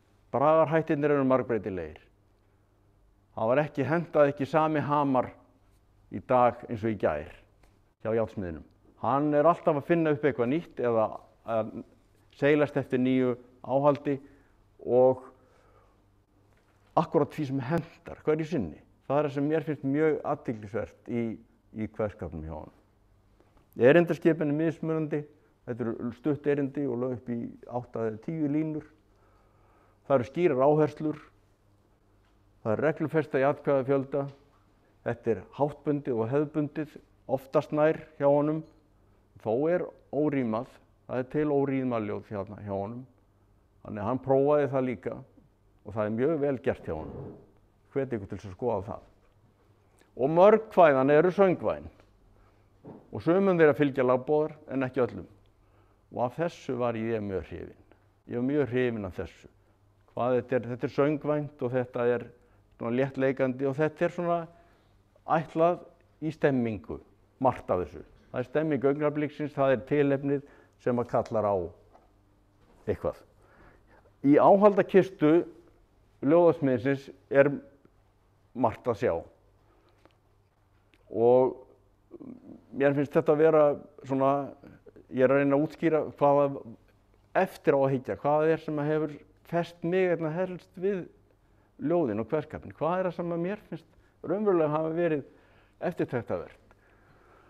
Og þá þetta fjölskrúðuga myndmál sem ég nefni, tilbrigði í stíl, formið, hentar hverju sinni, tilefnið eða flutningi, eins og ég nefndi við ykkur áðan, skipulagið, hönnunin, hann veit hvað hann að fara að gera. Hann skipuleggur ljóðin, byggir upp ákveðu erindafjöldan og það ákveðin heildarsýn á ferðinni í þessum ljóðum, bæði stuttum og löngum. Og hann notar málsnið við hæfi, þar að segja réttu orðin og rétta staði, auðugt hugmyndaflug, hann leitast við að ná athygli okkar, hann með samfæringarkraft og hann einlægur og hreinskilinn. Og það birtist mjög oft og margt fleira mætti segja. Það sem ég ætla að nefna við og staldra eru nokkur atriði. Þetta verður ekkert svo fræðilegt en ég nota kannski orð bara sem að henta og allir skilja eins og andstæður. Þegar ég fer inn í það, þá sjáum við fljótt þessar andstæður eins og svart og hvítt sem kemur fyrir hjá honum og við tökum ekki alltaf eftir þessu þegar við lesum ljóð eða þegar við hlustum á texta eða þegar við erum að syngja. En það eru ákveðnar andstæður sem skapa oft spennu, tilbrigði í texta. Það er þau sem að klingja einhverjum bjöllum í höfðinu á okkur. Við áttum okkur kannski ekki á því, en hann veit alveg hvað hann er að gera.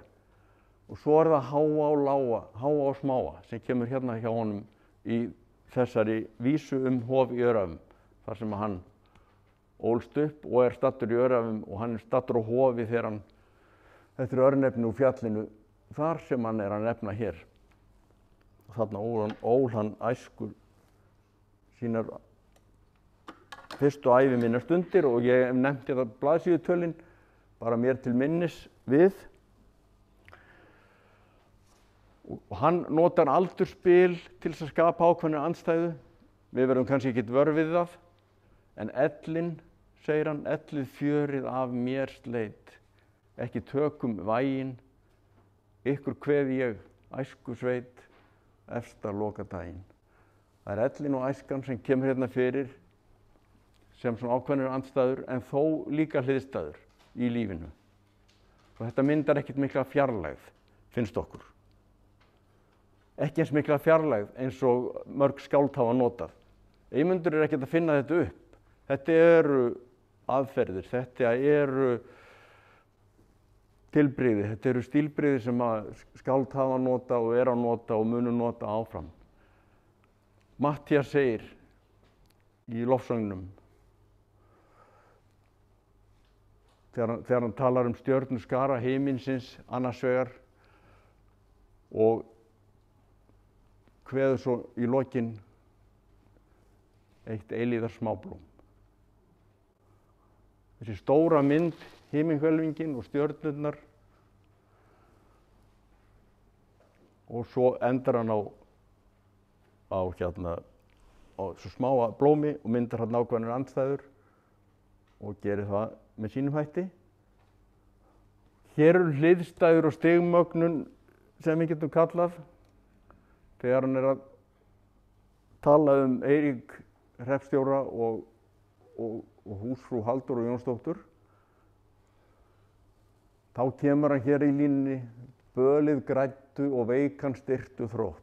Það er að græða og styrkja. Þessi hliðstæða að nota þarna vísvitandi tvennt í ákvætt hlið við hlið sem sýnir svona styrkleika og jákvæða hluti í fari persónanna. Svo kemur hann seinna að þessari stigmögnun að vaxa, blómgast, vistna, deyja og falla. Allt í einni línu.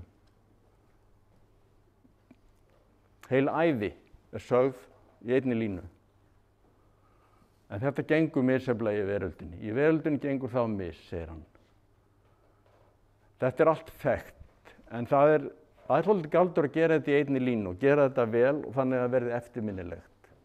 Hann notar hliðstæður, náttúruna og æviskeið.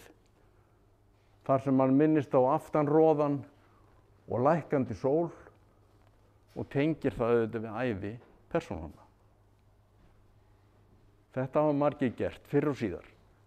En þetta er mjög vel gert hjá Eymundi þegar hann er að fjalla tengdamóður sína, húsfrú Guðrúnu Einarsdóttur í Árnanesi, í þessu fallega ljóði.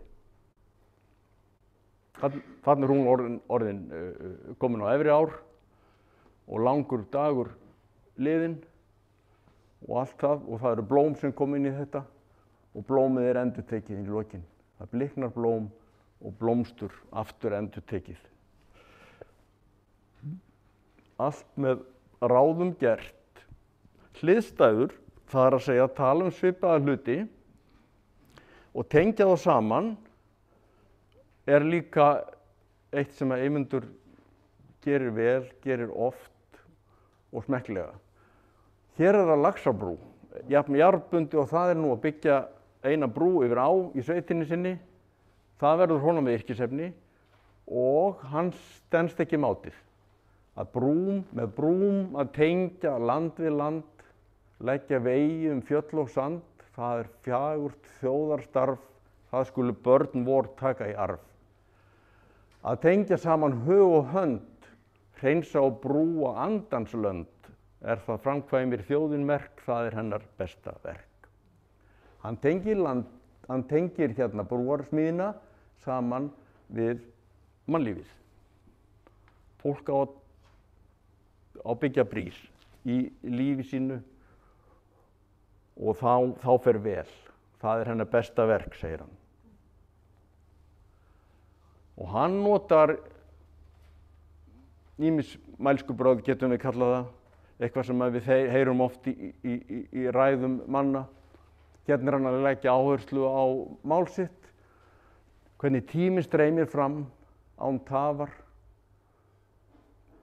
Ei staðist getur neitt mót lögum þeim, vor andi fylgir ykkur fram til grafar, já yfir gröf og fram í sælli heim.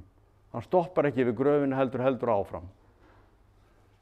Og leggur þannig áherslu á það að það er líka framtíð. Það er sælli heimur og það er eitthvað sem býður okkar. Þetta er ekki endalok. En það er ákveðið, kannski ákveðið þverstæði samt í því, ef við getum kallað það að fara yfir gröfina og yfir í sælli heim. Nú, endurtekningin sem verður eiginlega að klifun, þegar hún er endurtekin nú oft, þá kallum við það klifun. Og þið sjáu strax hvað ég er að tala um, held ég.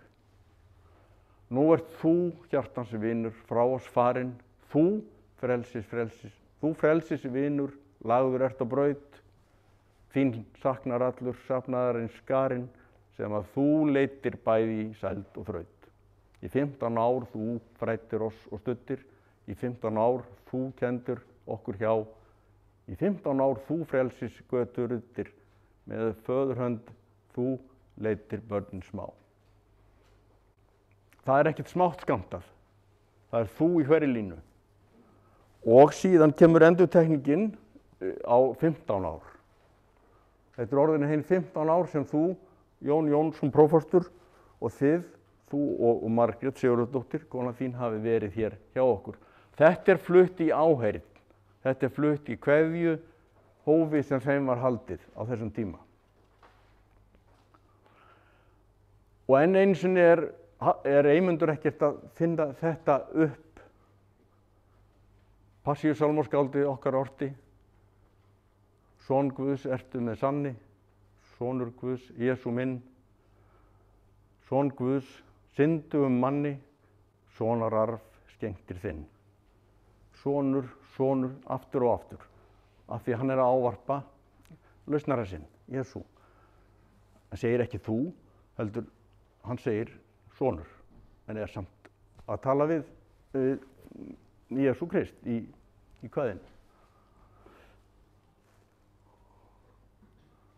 Og svo áréttar hann oft og velur þá réttan viðeigandi bragðarhátt til þess að árétta hvað hann er að meina. Það er sumarið sem skiptir máli.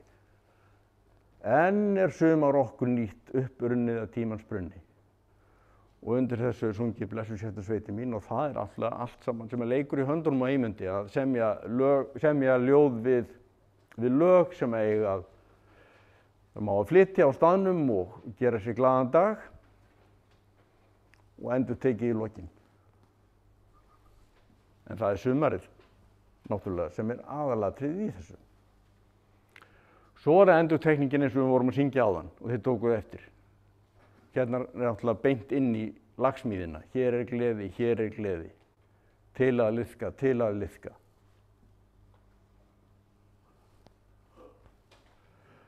Það má sjá sumstaðar eins konar leiðarstef.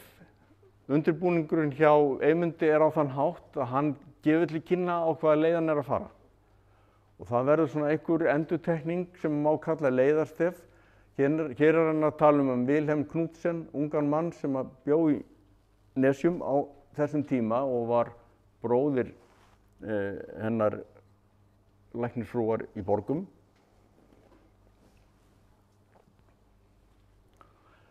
Og Vilhelm hræddist ekki, hann var hvergi feiminn, hann horfði beint á og svo hló hann. Og heimurinn brosti á móti honum. Og í næsta erindi hann Vilhelm, hann dafnaði vel og var svo stór og hann var svo sæll og kátur. Í skóla hann fór með skötnum fór, þar skellt hann margan hlátur. og þaðan hélt hann heim sem braut í Hornafjörð án voða, því mánans þar hið mæra skraut, maðurinn vildi skoða. Og svo birtist stefið á nýjan hátt í næsta erindi og máninn honum hló á mót með höfðingssvipinn fránan, en það veit ég hvergi hót hvort honum leist á mánan. En allt svo lengi hann lifir hér æ lukkan honum sinni og beri hann milli brjósta sér, mér bergjum svo hans minni. Var ekki minnst á brjóst hérna áður? Og hann á brjóst sér lagði. Já. Þetta var hennar Vilhelm Knudsen, þar sem að mér finnst byggingin alveg vera út hugsuð. Það er alveg vita hvað á að segja, í hvaða röð og hvernig á að koma orðum að því. Og svo hæfir málsefnið forminu, þetta fellur saman, hvernig ég á að segja það, hvað ég ætla að fara að segja og hvenær. Hér er kveðjustund við Þorvald Thoroddsen sem var á ferðalagi hér í héraðinu og hér er hann kvaddur og það er endurtekning, en hann nær líka strax með ávarpi. Kom heill, kom sæll í Hornafjörð. Kom heill og sæll, vor kæri vinur. Það er ekkert verið að hvísla, það er bragð. Þið skuluð heyra mál mitt. Og svo eru frægðarverkin talin upp. Hvert hann fór landið, hvar eldsglóð ólgar, fjallarskörð, fossa, jökulbungur og undraheim. Og rauninni sjösinu þú, þó það sé ekki þú hérna, þá verður þú hérna í afganginum, en það fer ekkert á milli mála við hvern hann er að tala og hvað hann er að tala. Og það skulu engir áheyrendur fara neitt, í grafgötur það. Hérna er Eymundur í essinu sínu. Og það er hvert orð á sínu stað. Skipið ferðast með 5 mismunandi móti. Það dýfur, það skríður, það drífur og rekur og æðir. Skipið er á ferðalagi.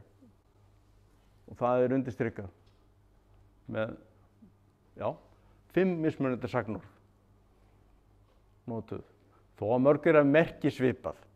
Þetta merkir að reka undan vindi, þetta merkir að sigla, en hvert sig er svona.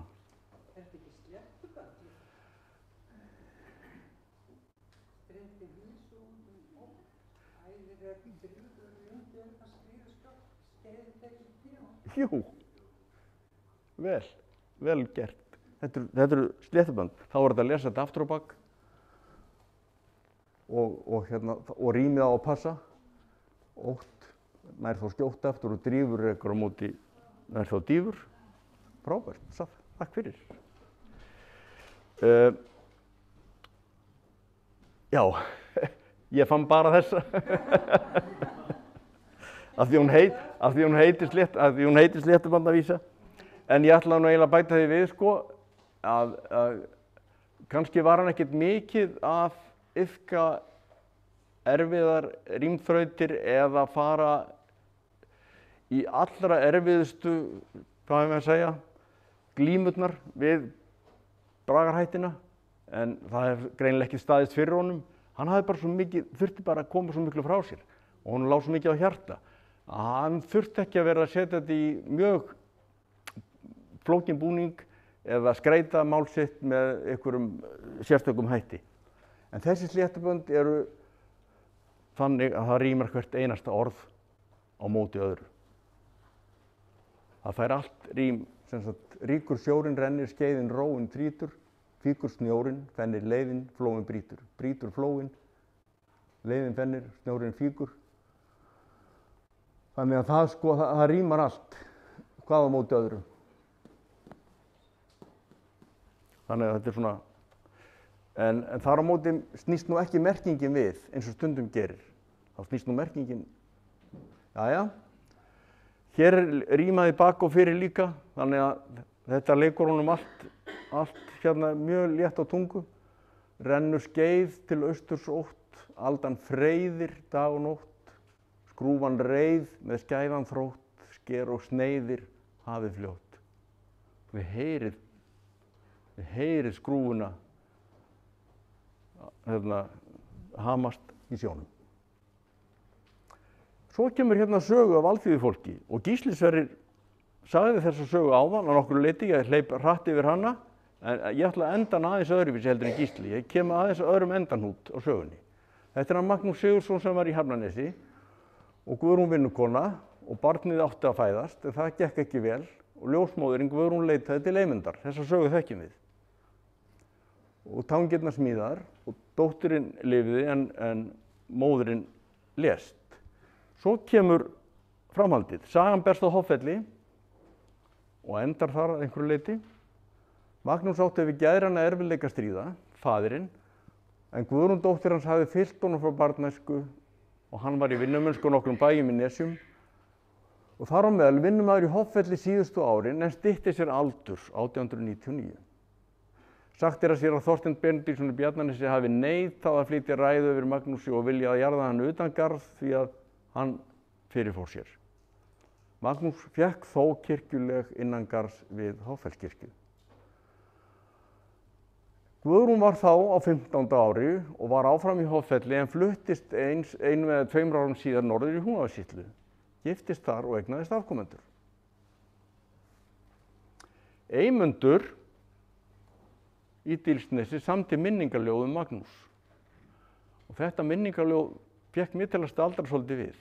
Ég er ekki viss að ég hafi lesið annað eins og ekki annað eins frá þessum tíma.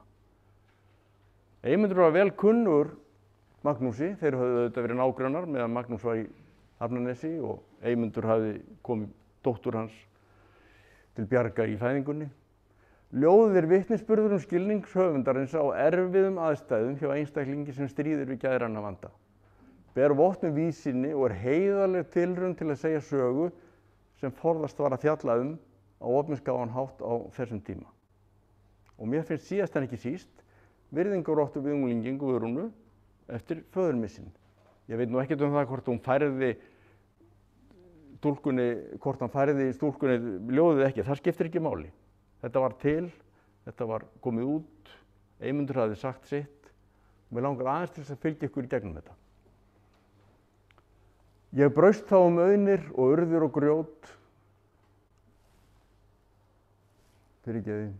á ljósbörtum morgni ég lagði af stað og langaði kraftana að reyna.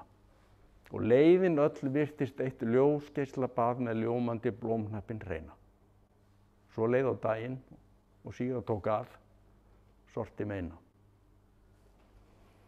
Hann kemur sér strax að efninu. Ég braust þá auðnir og urðir og grjót og afvega fór ég þá bara. Þá mætti mér ólgandi, æðandi fljót, yfir það hlaut ég að fara. Og mikil var elvan og mögnuð og ljót milli skara. Hann mælir strax í orðastað Magnúsar, það er ég. Hann notar fyrstu persónu. Hann fer strax á staðinn og er hjá honum og er með honum í gegnum þetta. Ég braust móti straumnum en straumurinn sá var stríður og kaldur, hans leikur, og þung var sú byrði á bakinu lá, því bugaðist þrótturinn veikur. En ólgandi fossinn mér framundan lá, fölur, bleikur. Og það er lokalínan sem er alltaf svona til að árétta. Hún hnykkir á með það sem er á ferðinni. Hún segir okkur kannski allt sem að segja þarf, en lætur okkur heldur ekki fara á mis við það sem mestu máli skiptir. Ég þreyttist að stríða við straumiðu köst en stundi og titraði á beinum og aflvana hné ég í ólgandi röst og ógnunum skeytti ekki neinum. Á Guði var trú mín þó grundvöldu föst, Guði einum. Og heldimmt var myrkrið þá hörmung og nótt og hvergi sást ljós neisti glaður og straumurinn hreif mig svo hart og svo ótt í hylnum var tilbúinn staður. En fossinn, hann kallaði, komdu nú fljótt, komdu maður. Ég hrapaði í fossinn en hringið hann skjótt, hreif mig að grunninum svarta, þá fjall sú byrði af bakinu fljótt sem bölsollnu mægði ei hjarta. Þá rann upp sólin, svo sætt og svo rótt, sólin bjarta. Nú ég leystur og lagður á braut frá langvinnum heilsunar galla, þótt heimsdómar falli mér harðir í skaut, ég held að þeir saki mig valla. Því drottinn sá sem dæmir í þraut, dæmir alla. Þetta sagði hann minningu Magnúsar. Mér finnst þetta vel gert hjá honum. En hann orti líka til Halldóru og Gísli fór með þetta kvæðið áðan. Þannig að við höfum svipaðan kvennarsmekk við Gísli. Það kemur í ljós.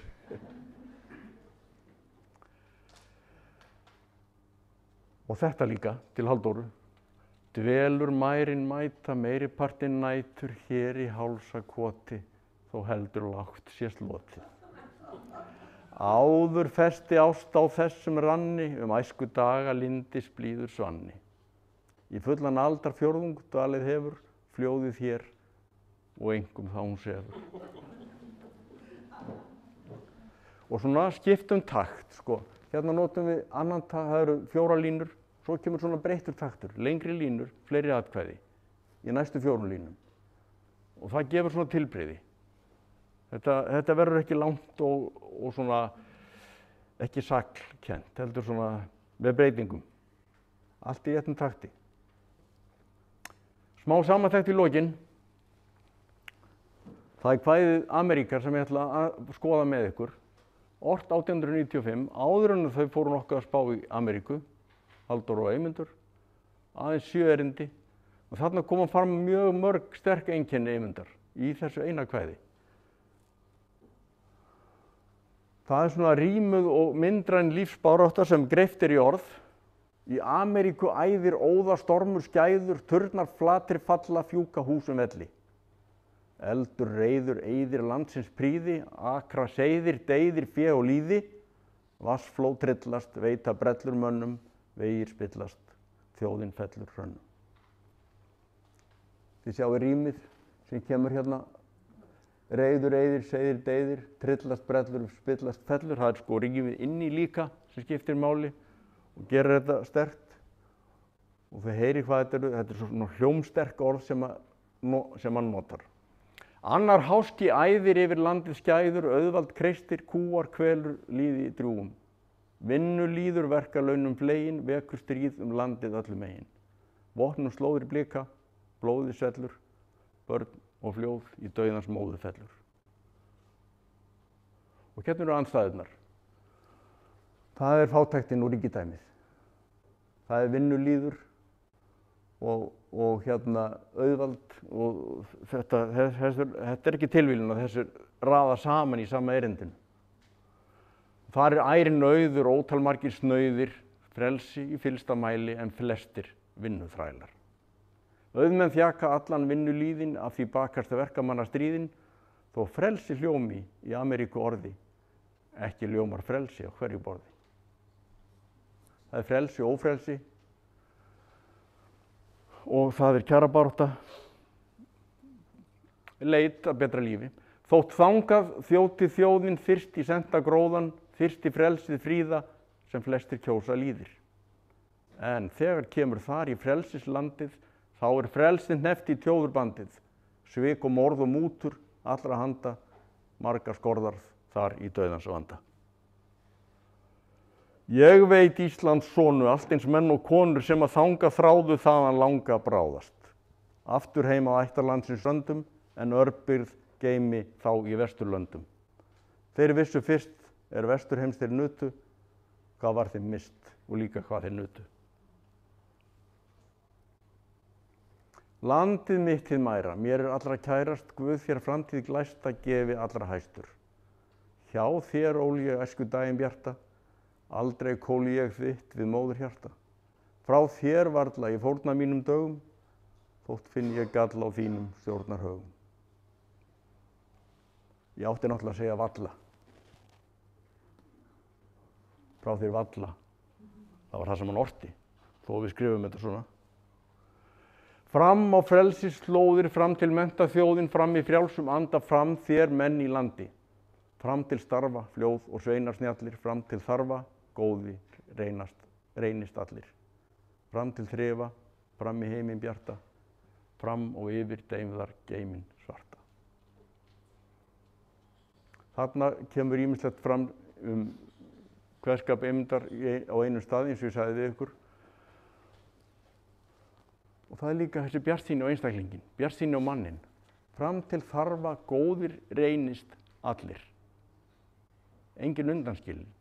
Það einhver framtíð fyrir alla og við þurfum að horfa á möguleika allra eins og það kallaði í dag. Þetta þurfum við að hugsa í dag og þetta þurfti að hugsa þá, en það voru ekki margir sem sögðu þetta kannski upphátt eða orðuðu þetta svona vel á þeim tíma. Við fundum þetta ekkert upp að reyna að hafa alla með og reyna, sem sagt, inngilding heitir það ekki núna, notað. Sagði þetta verið áður en hann fór? Já, 1895. Og hvenær fór það? 7 árum seinna.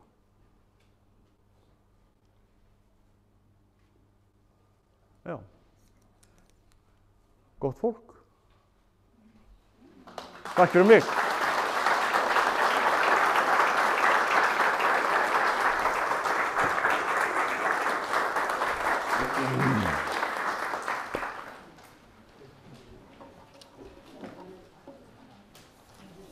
Jæja, er þá ekki komin tími bara á nikkuna aftur? Jú, er það ekki bara? Sófónías, Syngja. syngja. Syngja Eymund, hann er alveg skapaður til söngs. Standa upp og hrista sig og að við þurfum að kveikja ljósin, mínir kæru. Það er ósk. Það er ósk. Það er blessu sjöttu sveitin mín. Er það ekki? Já. Það við bara skellum okkur í það, sko. Jú, já. Þú reyndi að hrista okkur svona undir hérna tónfallinu. Blessuð sértu sveitin mín. Hann var mjög hrifinn af því. Hann yrkir á nokkrum stöðum undir þannig að það er hægt að syngja það ágæta lag. Endilega komdu. Ósk, er það ekki?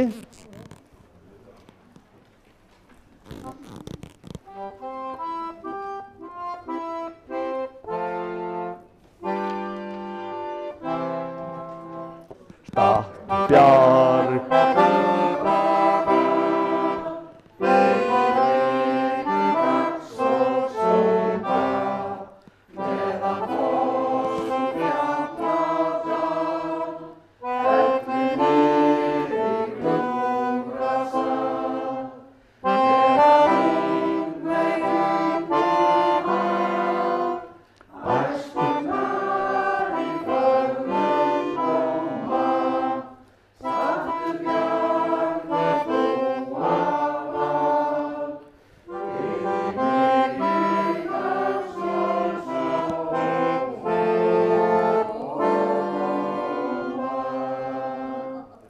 Sértu fríða sveitin mín, sæluðafinn allar stundir. Vatn blessi börnin þín, blessa kæra sveitin mín. Lukku sóle sælust sín, streyti fjöldin dal og grunni. Sértu kæra sveitin mín, sæluðafinn allar stundir.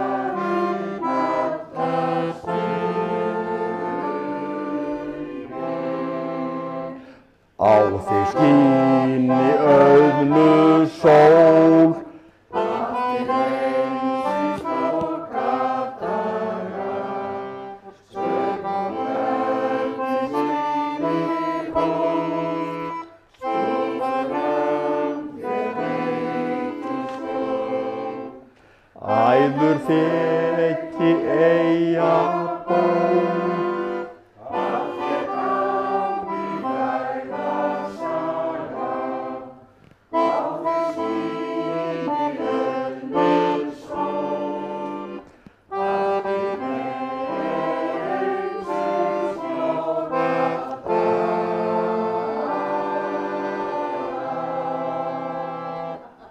Það held ég. Taka bara Garðarsey líka, ég held að við höfum gleymt hann á milli áðan, sko. Er það? Svo bara Eymundur eftir það Já. ekki, og þá í lokin. Taka Garðarsey líka? Já. Já. Það er sko eldgamla Ísafold. Já.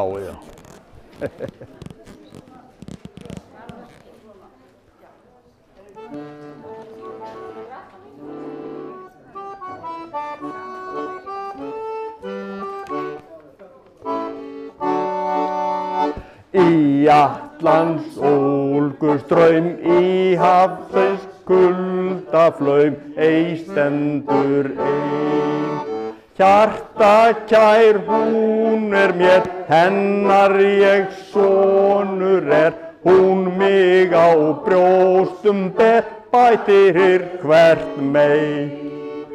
Fagur er faldur þinn, fanna hvít jökulkinn, skreytir hann skær. Norðurljós leiftrum strá, ljómandi þérum brá, fátt sér hér fegra þá, foldin mín kær. Þinn skreytir fannafald, fagur blátt himinn tjald, ár eftir ár. Þótt líði öld að öld, aldrei þau fyrnast tjöld, leiftrandi ljósa fjöld, leiftrömm þitt há. Lukku sól, líf og blíð lýsi þér ljúf og síð Garðars ei glæs. Enginn þig angri pín, annars þú börnin þín, svo lengi sólin þín á segulfjöll hæs. Það held ég.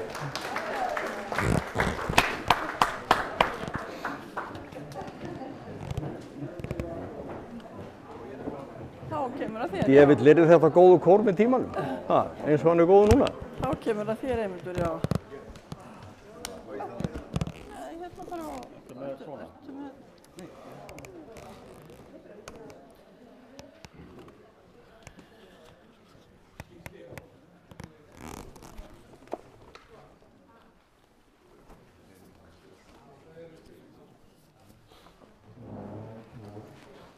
Já, við erum hér mörg úr Hornfirðingahópnum, kannski bara öll.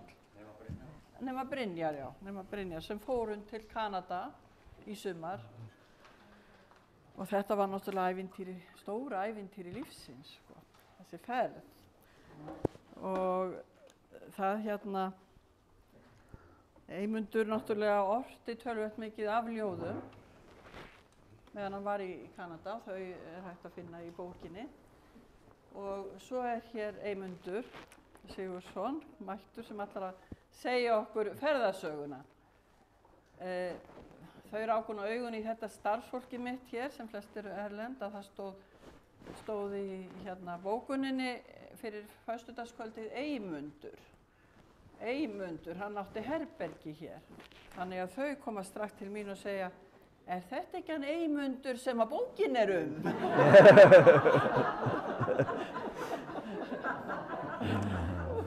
Þannig að hérna, en svo náttúrulega bara til að skýra máli hérna aðeins fyrir ég fekk spurning á þann, sko, að Meyvant og Eymundur eru sem sagt sami maðurinn.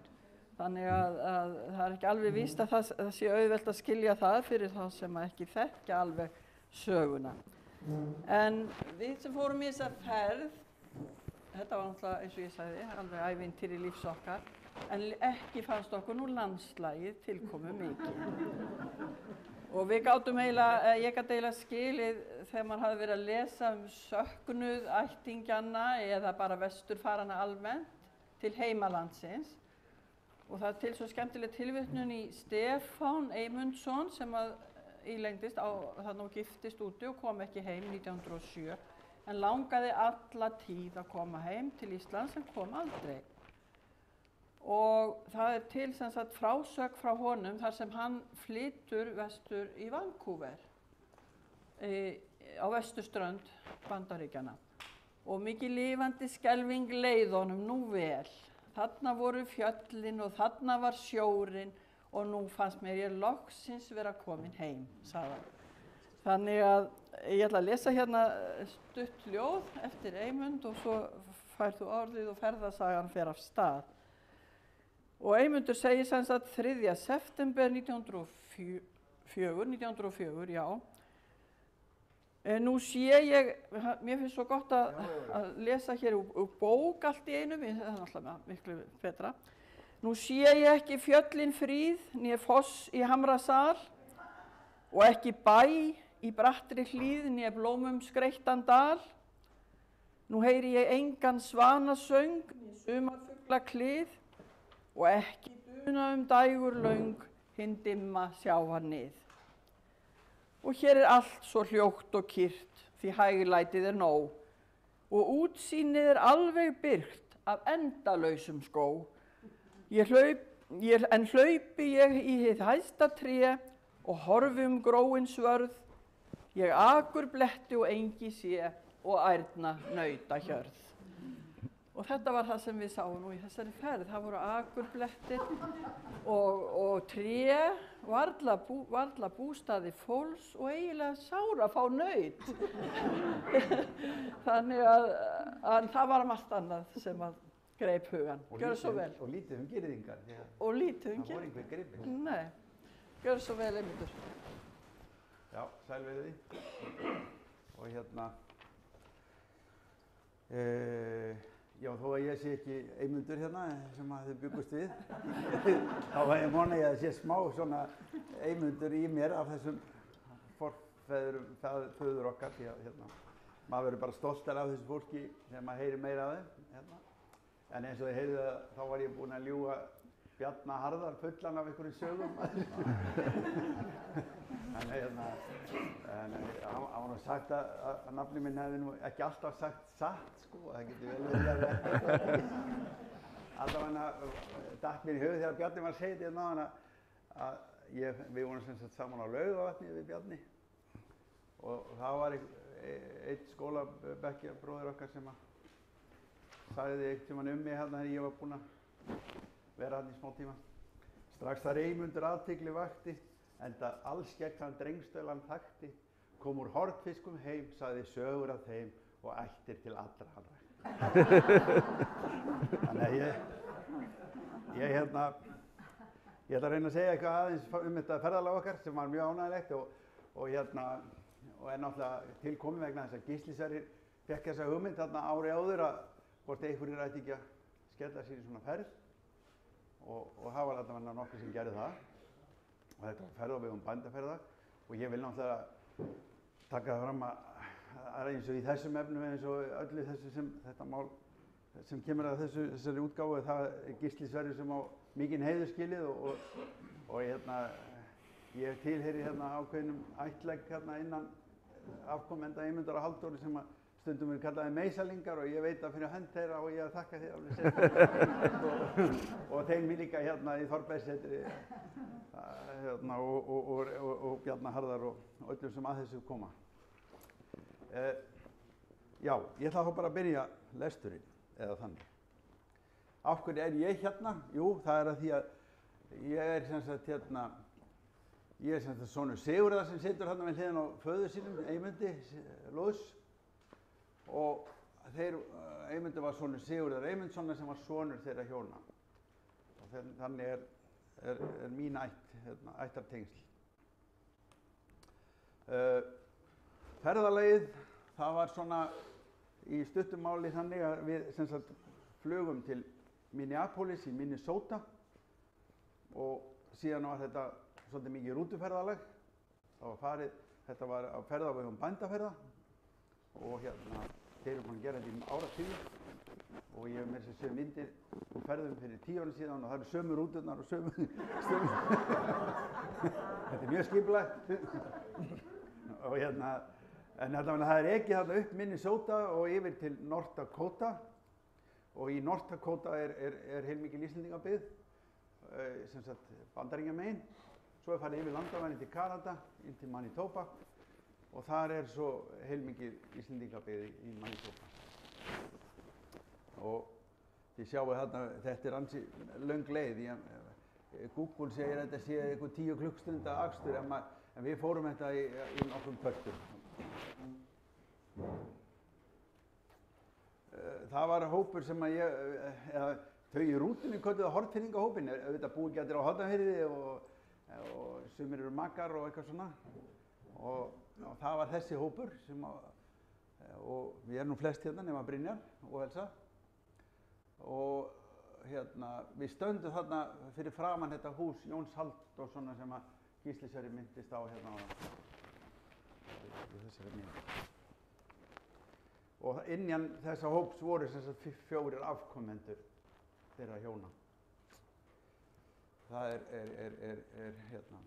Ellingur Ólafsson, hann er út af Lóísu og svo vorum við 3 hérna út af Sigurði Eymundssyni. Ég, Brynjar og Þorbjörg. Undirbúningurinn hófst náttúrulega heima við það að ræða í töskur og svoleiðis og það var hent teppi á rúmið þegar við vorum þessu. Svo þegar við fórum að rýna í teppið þá náttúrulega sáum við að þetta teppi tengdist þessu allir saman því að þetta er sem sagt teppi sem ég fekk í fermingu 1976. Og þá var mikið verið að tala um þessa atburði þarna í Kanada því að þá voru nákvæmlega 100 ár liðin. Þannig að það er að verða 50 ár sem ég var fendur. En nú eru 150.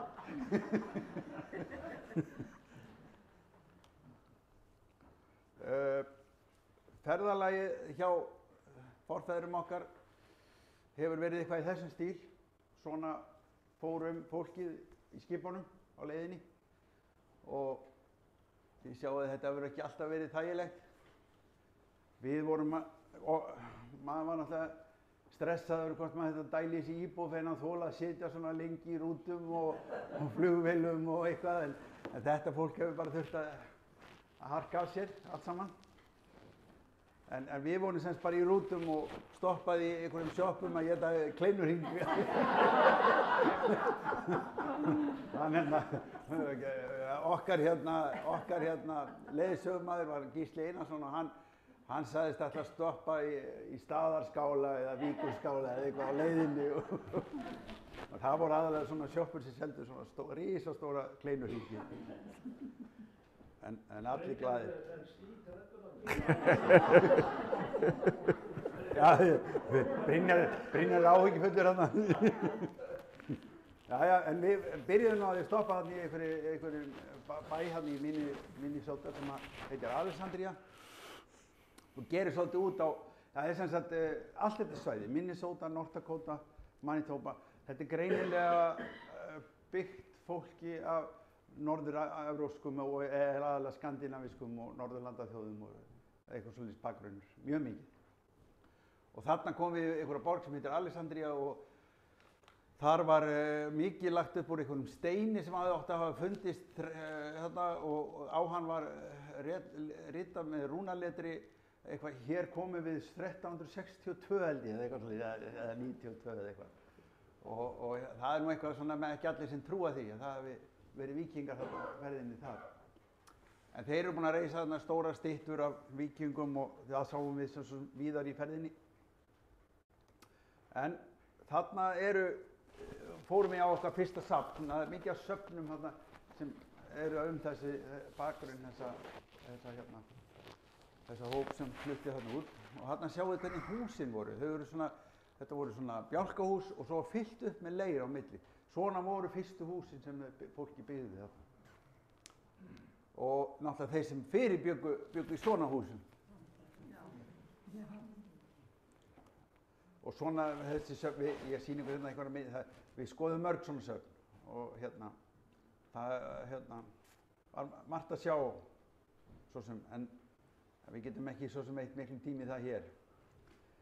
Svo var farið yfir landamærin og komið til North Dakota, stoppað þar og kynna sér kortin þarna, sveitamenn á Íslandi að rýna í kortin og við lentum svo í bæ sem hét Granton og þið sjáu bara hér slétturnar, engar girðingar, allt svona, en við fengum samt bjór hérna, var sjoppa þarna. Gáttum við hérna aðeins rétt úr okkur. Daginn eftir fórum við í bæ sem heitir Mountain, hét áður Vík held ég, var það ekki? Hét hann ekki Vík? Allavega kirkjan hét Víkurkirkjan.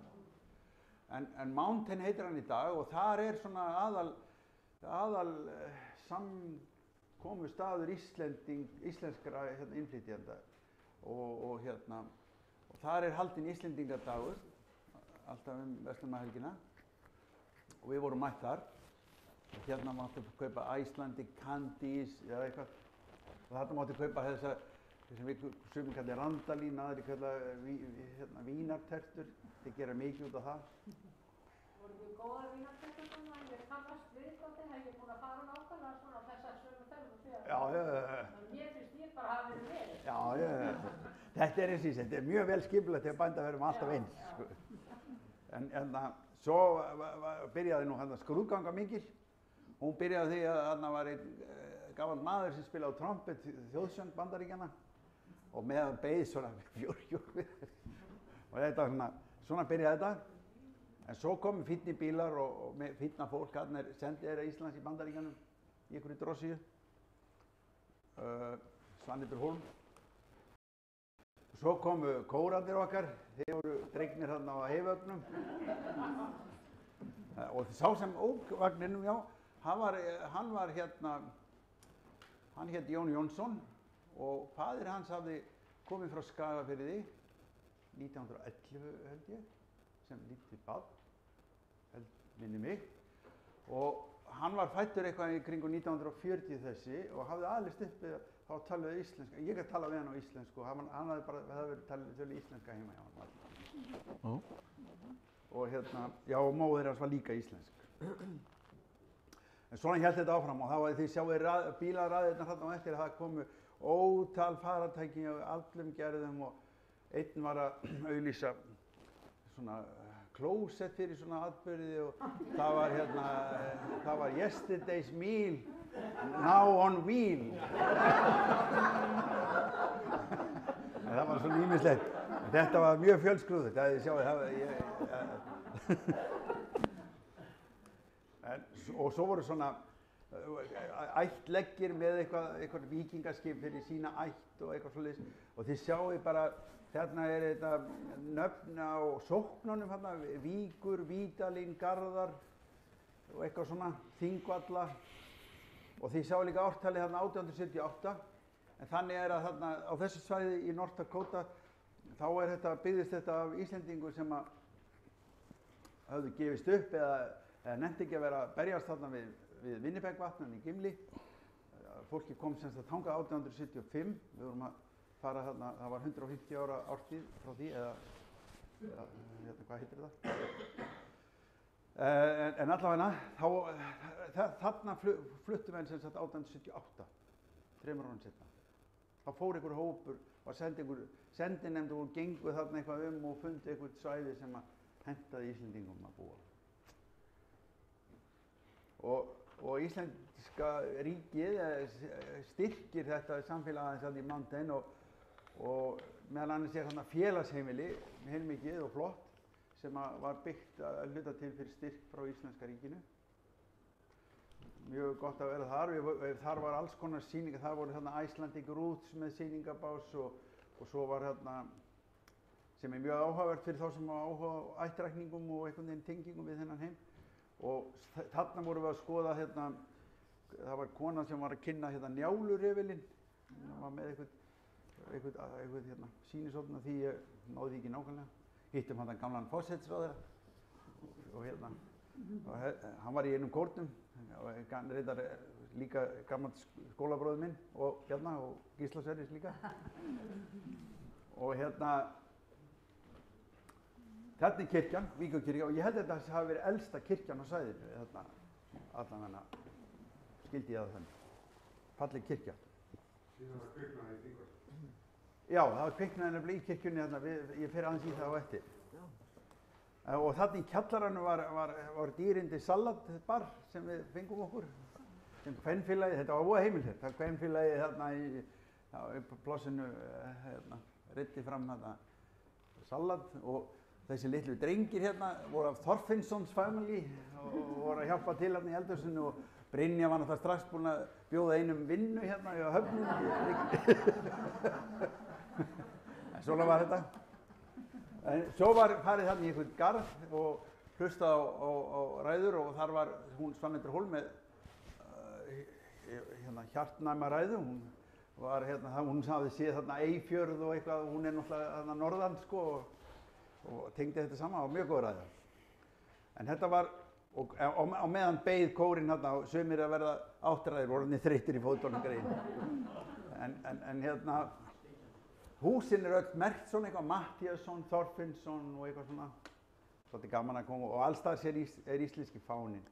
Og hérna sjáu þið, fána Kanada, Íslands og Bandaríkjanna samankomnir við minningarstein þann stað sem að Stefán G. bjó.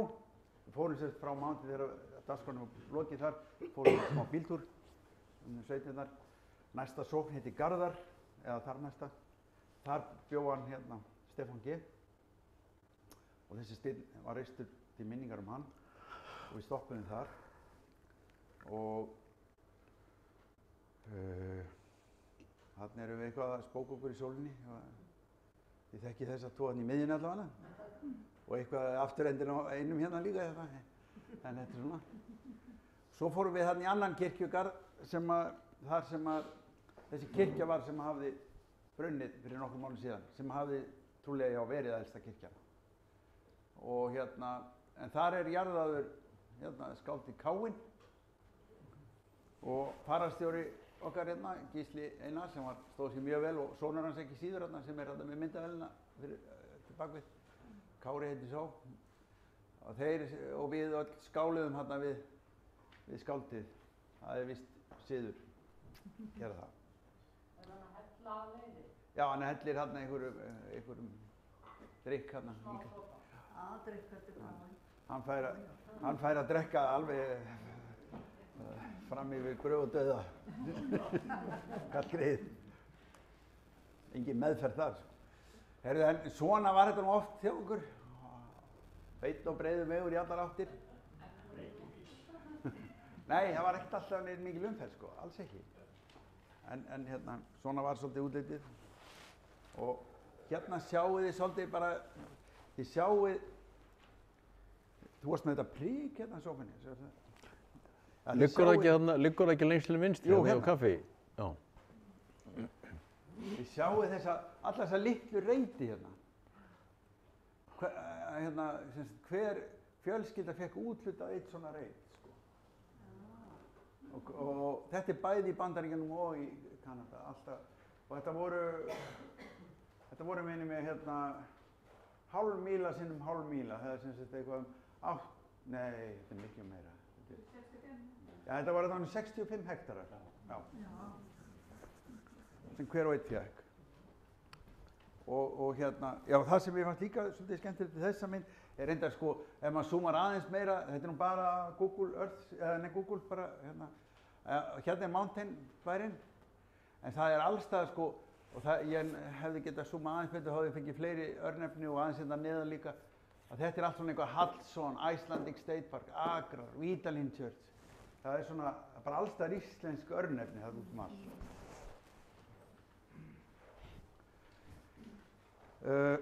Já, en för okkar var sem sagt heitið svo daginn eftir í þessa Icelandic State Park hérna, sem nálægt kanadísku landamærunum.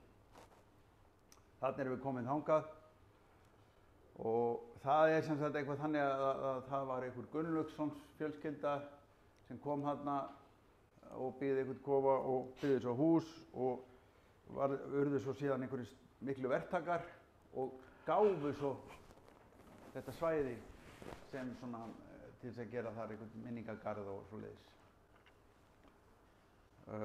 Hérna húsið sem þau byggðu og bjuggu í og það var búið í því alveg fram undir 70 held ég, eða lengur, 80 eitthvað. Hérna þessi síðasta kona hana og þessi Gunnlaug. Þetta allt safn núna, allt saman. Og búið að byggja þarna heilmikið hús líka. En þarna var ýmislegt að sjá eins og bara á öllum þessum söfnum sem við komum. hérna gætt Fjölnir farið með þess að fundið alls konar landbúnaðartæki sem hann hafði gaman að því sko.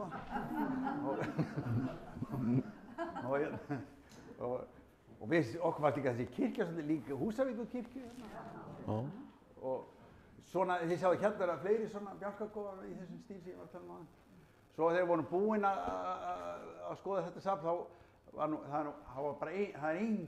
það var engin veitingastaður eða neitt sem var á leiðinni þannig við þurftum okkur hádegismat í einhverju bensínsjoppu en hún hét sko Björnsson sem var með íslenska fánan sem logo. Og Björnsson náttúrulega þar? Björnsson þar, já. Jó, það var hægt að kaupa pítsusneiðar og eitthvað, það var eitthvað svoleiðis sko. Svo vorum við komin yfir landamærin og þá var svona heilmikið móttökustöð, Manitoba. En það var, við þurfum að bíða mjög lengi í rútin. Ykkur að segja það var miklu eiginlega flóknar og erfiðar að fara yfir landamærin til Kanada heldur en til Trump tilbaka. Við vorum svolítið stressið hvort að Trump yrði með leið. En það var ekki. Við vorum semst alveg núna þarna nefnilega rétt við landamærin, bjuggu þau þegar þau bjuggu þarna úti. Ég hef heyrt á sögu einmitt að Sigurður langafi minn og bræður hans þeir hafi stólist til þess að labba yfir landamærin til þess að fá betur borgaða vinnu hinum yfir landamærin, eitthvað svoleiðis. Og hérna, hann hefur mjög nálægt landamærin. Og það heitir Pine Valley eða hét og heitir núna bara Piney. Og þetta var svona eina sem Gísli Sverrir var með í höndunum eiginlega til þess að við vissum hvernig þetta hefði verið. Þetta er eina af ljósmyndir sem er til, sko. Af þeirra, og þið sjáu að þetta eru sömu húsin, þessi bjálkahús með leir á milli og eins og þau hafa byggt sér þetta, íbúðarhúsið þarna og fjósið hérna. Og já, kannski ekkert það að segja, það vantar á þetta einhver smiðju eða ekki, sem ekki er á myndinni. Og við höfum reyndar eina heimild í viðbót, það var hérna, ég veit ekki, ég held að það nú verið Raggi, föðurbróðir minn, sem var búinn að grafa það upp,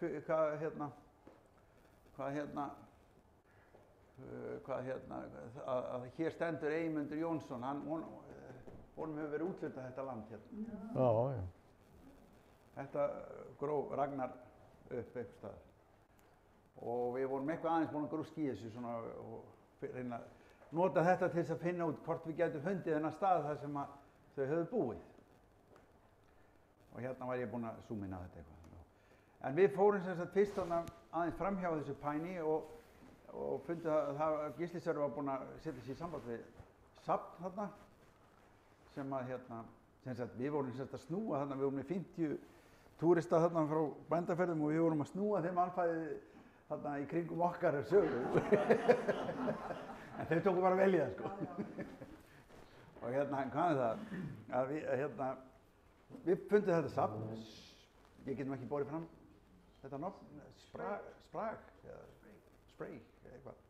En allt í lagi, við komum þangað og þar nefnilega, þau voru nefnilega með hérna upplýsingar til dæmis að það er hérna grafreitur þar sem Jóhann Eymundsson er grafinn og hafi verið nýlega eitthvað tekið til þar í kring, en það er nú samt í svona svolítið ólestri, en það er eitthvað samt búið að taka þetta í gegn og laga þetta.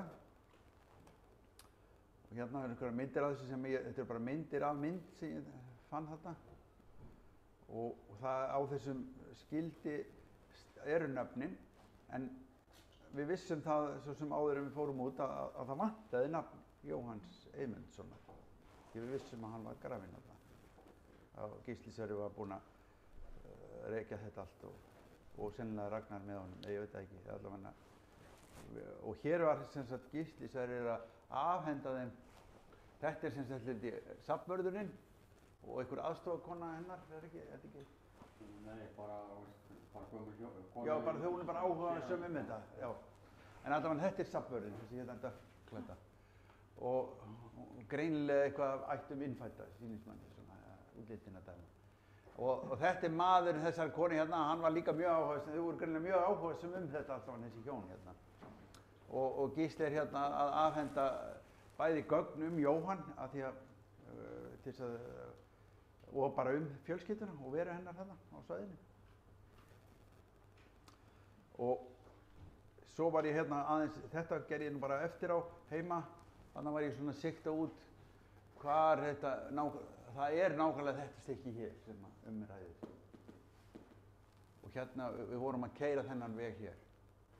Þetta eru 800 metrar hér, hálf míla. Þarna er reiturinn. Svo, sem sagt, þegar við ókum að stað, við kvöddum þetta fólk hérna á safninu og við ókum bara að stað eftir hraðbrautinni, eða hraðbrautinni, þetta var svona einhver aðalvegur. Og hérna... Ha? Já, en það var líka vegurinn hérna rétt. Hann hét eitthvað íslensku nafni, Árbæjarvegur eða eitthvað, ég man ekki hvað það var, eitthvað íslenskt nafn. En hvað það? Að allan ókum við að stað og vorum að aka þennan veg hérna, þá hérna verðum við alltaf stoppuð þarna, þá kemur bíllandi í vegkantinum og stoppar okkur og veifar okkur og þá var hann mættur hérna vinnur okkar, hérna maður konunar. Og hann segist að hérna, fer hérna og segir half a mile from here. Þar var sem sagt þetta stað og þessi staður og hann var alveg með á hreinu því hann bjó hérna, ég ferði tilbaka, hann á og býr hérna á þessu stykki hér. En hérna, hann var alveg með þetta á hreinu. Og meðan hann var að segja okkur þetta, þá var lögreglan að tala við félagann hans í bílnum því að þeir eru greinilega ekki ólöglegum.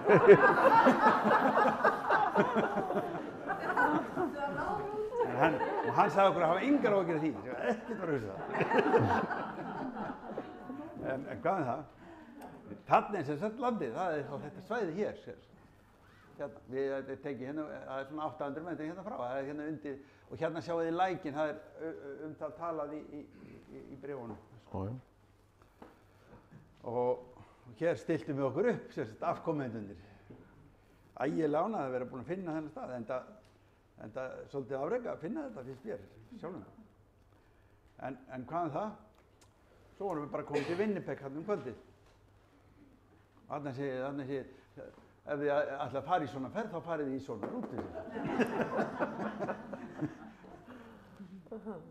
Svo daginn eftir var farið þá var önnur Íslendingahátíð í Gimli. Það var og það var stór hátíð, það var 150 ár frá því að menn komu þarna fyrst. Og hérna, þannig að hérna, þau komu þarna einmitt held ég 21. október, sem er bara ekkert langt frá deginum í dag, sko, þannig fyrir 150 árum. Og það var mikil hátíð þar og aftur voru bílalestir miklar. Hérna er hérna fjallkonan, Fríð, og hér var svo forsetinn okkar og fleira fólki, margir í íslenski fáninn og þjóðbúningurinn var þarna á hverju strái og ein í okkar hópi, ung stelpa, hún hafði hérna saumað sér þjóðbúning og var í honum þarna á þessum degi. Ég held að mér hafa áður frá ævinni verið teikt eins og þessa báða. Já, varst þú í svona búning kannski? Já, ég get trúið því að það sé ansi heitt. Það var trefningjum Það var reyndar eitt af því að það voru þarna unga stelpur í þessu ferðalagi með okkur að við vorum, maður var svona spáð í það svona, maður er oft spáð í, ég hafði heitið mig því að ég ætlaði ekkert að fara svona ferð alveg þegar ég er nefnilega eiginlega jafn gamall núna og Eymundur og Halldór, eða eins og Eymundur var þegar þau flytja út. Þá var hann jafngamall mér, hann var nefnilega ekki úlingur sko þegar hann fór hann út. Og hérna, og ég er 63, hann var 62. Og hérna, og svo maður hefði alltaf svona hugsað, er ekki svona ferðir bara fyrir gamalt fólk?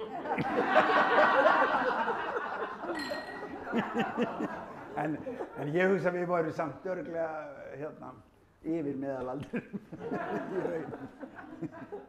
Eða allavega bara í meðalaldur. Hérna voru aftur konir kórarnir aftur á Hálmi eða eitthvað látnir. Og þeir sungu fyrir okkur hérna náttúrulega, frá England. Og svo fullt af öðru, alls konar. Það var meiri segja hérna einhver í Kínu. Það var greinlega sko svona hópar. Hérna var einhver hugleiðslu hópur frá Kína. Menn gátu keypt sig inn í Guðskurðgönguna. Jú, fullt af karamellum og sleikju og allt. Herru, svo vorum við komin hérna og hérna, og þá hittum við þessa konu hérna, Nancy heitir hún. Hvað? Þar. Já, Nancy Þar. Og hún sem sagt hérna afkomandi Snjólaugar, systur Eymundar. Ég veit að það eru nokkur afkomandi hérna eins og Bjössi Ármanns og Fanny Sindra og fleiri hérna og örgla margir. Snjólaug og marga afkomendur í Skaftafellssýslu. Og hún sem sagt afkomandi hennar, þessi kona. Og þótti fengur að hitta þarna ættingja sína, fjölskylda. Og hérna. Og hún hafði verið í sambandi eitthvað við Gíslasverri áður og var hérna var hún að spyrja okkur Gíslasverri. Svo fekk hún að faðma hann hérna. En svo byrjaði hátíðin þarna og þarna, ég sá það svo í sjónvarpinu seinna eftir ég kom heim.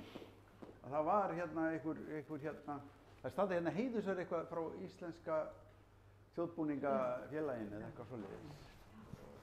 Þannig að ég vissi það ekki þegar ég var þarna úti. Og þá hófst nú lesturinn, því að þarna var sem sagt, þetta voru ræðumenn dagsins.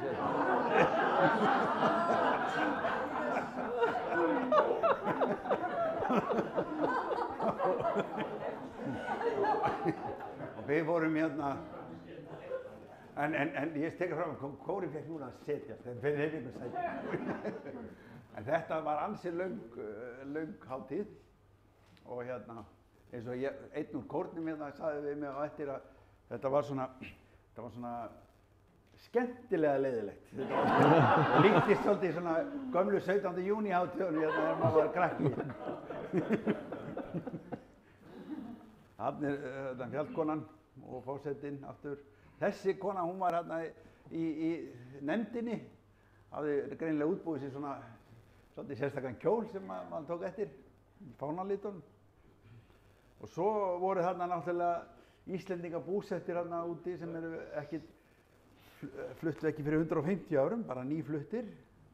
Það eru hérna Hollveringar hérna, Bjartur Sveinn. Svínafelli. Hérna Sveinn og Bjarki. Og það var hérna smá svona fagnaðarfundir með þeim þarna. Arnbjörnsson. Já, Arnbjargar. Er Bjarki líka fluttur þannig? Já, þeir eru báðir hérna búsettir. Þarna voru fleiri víkingastyttur líka, þær voru víða og söfn og styttur víða og söfn, já.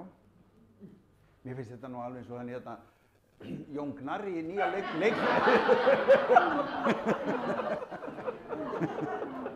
En svona var víst inn í þessum kofum, þetta er svona dæmi hvernig það var svona, í miðjunni var ein svona einn svona hérna kamisa sem hitaði þetta upp og svona, en þeir byggu stundum nokkuð mörg ári í þessu áður en þeir gátu byggt sér almennilegt hús.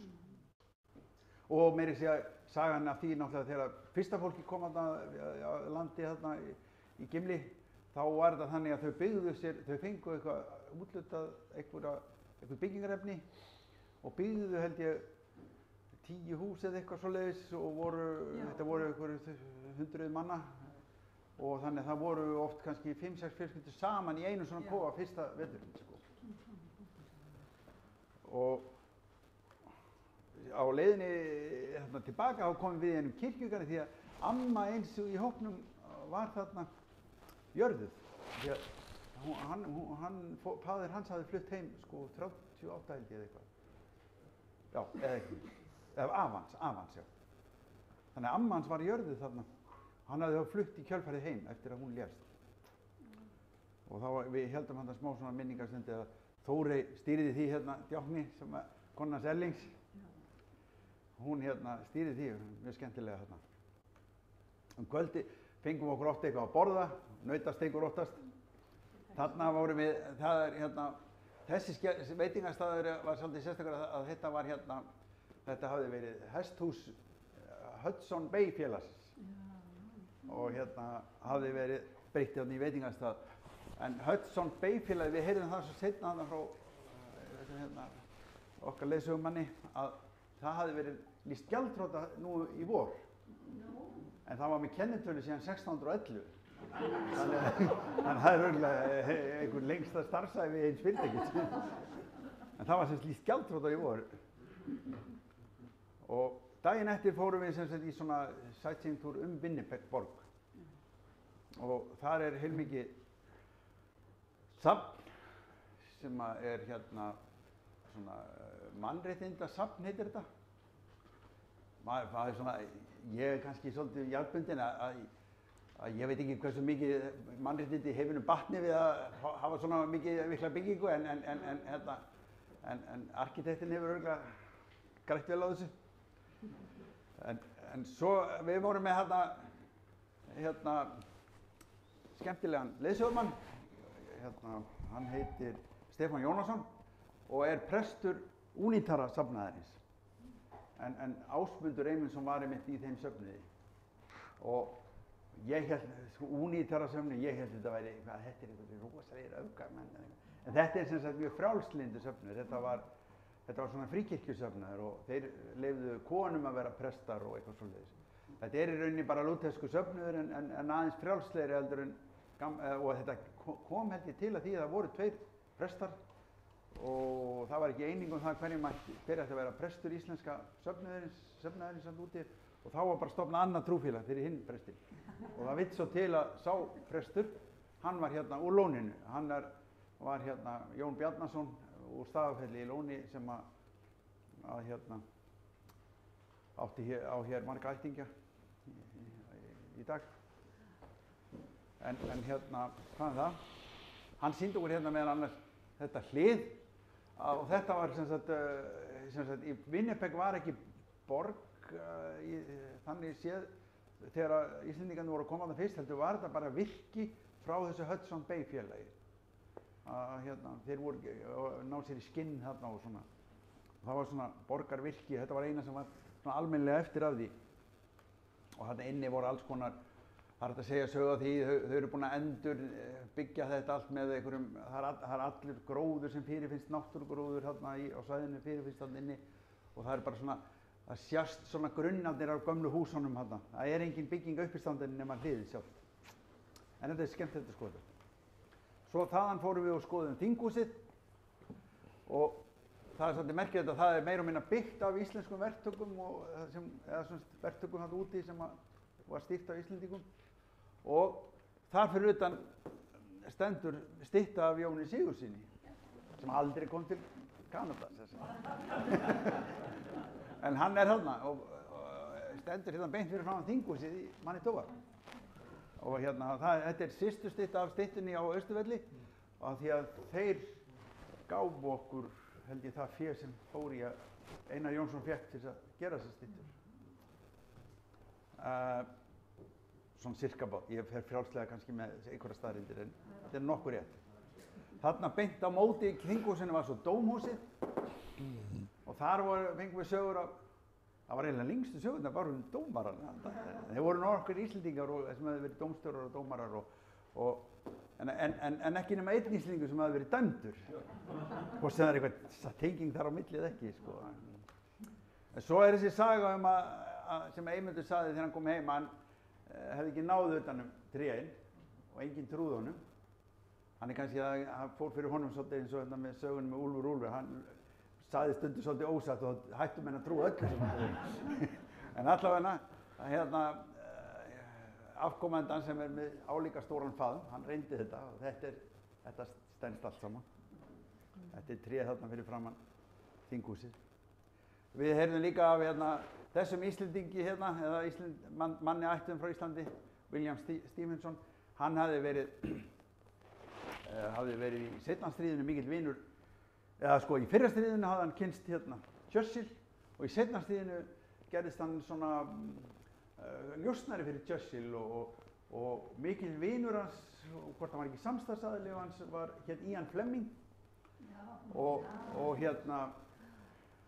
svo er sagt að Ian Fleming vinur hans hafi byggt sögurnar James Bond að stórum hluta á ævi þessa mann. Og svo eru svona myndir úr bæjarlífinu og það eru alls konar dýralíf og gróður í Winnipeg.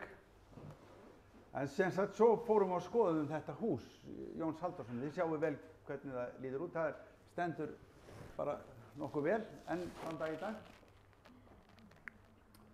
Og við stilltum okkur hérna upp eins og þið sáðu á það. Svo hérna annað hús hérna, bara rétt hjá, þar næstu götu eiginlega, eitthvað svoleiðis. Þar hús sem að Björn Eymundsson byggði 1906. Og hann byggði þetta hús að talið til þess að fjármagna heimferðina. Þetta safn í dag, þetta búið í þessu? Hæ? Búið í þessu? Já. Já. Það var búið þarna. Við óðum bara inn í garð hjá fólkinu. Sannir. Og þarna var fræðimaðurinn að segja okkur allt húsið sem að... Hæ? Já, það hérna næsta hús við hliðina og alltaf til leigu. En þarna sem sagt, þetta var svona, svona dæmigerð mynd. Gísli var að segja okkur hitt og þetta á leiðinni og svo ég að endurflytja það hérna fyrir ykkur. Nei.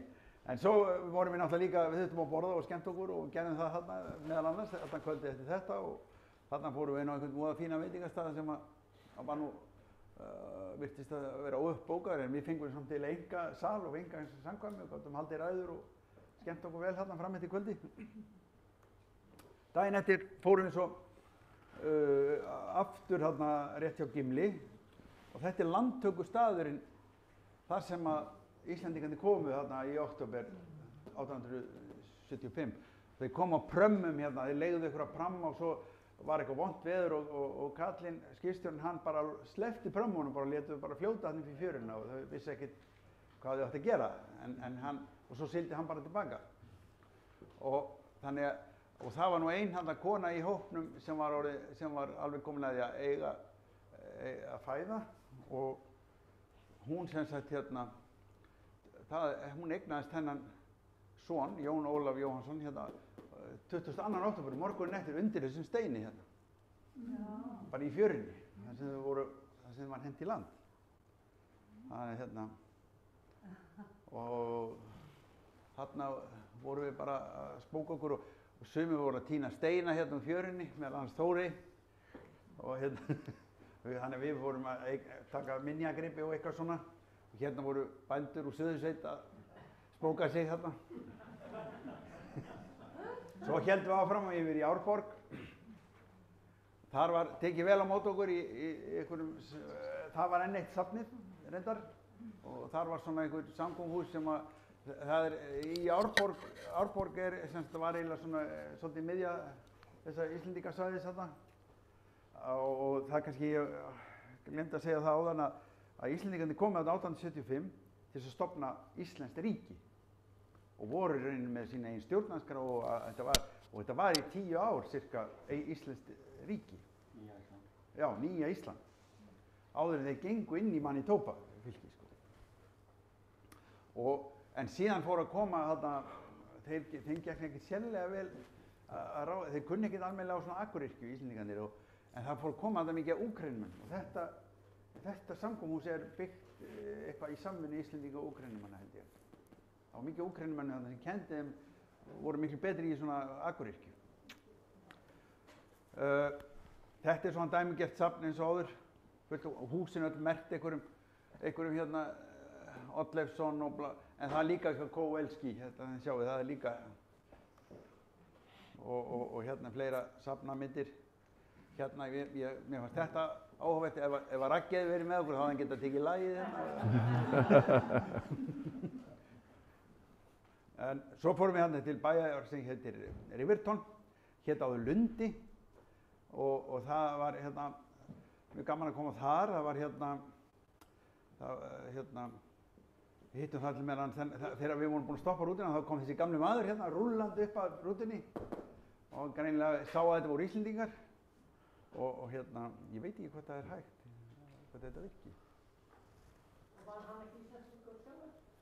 Hann var af íslenskum ættum, en hafði held ég aldrei komið til Íslands eða neitt slíkt sko. En hann hérna, já. Hléskógum.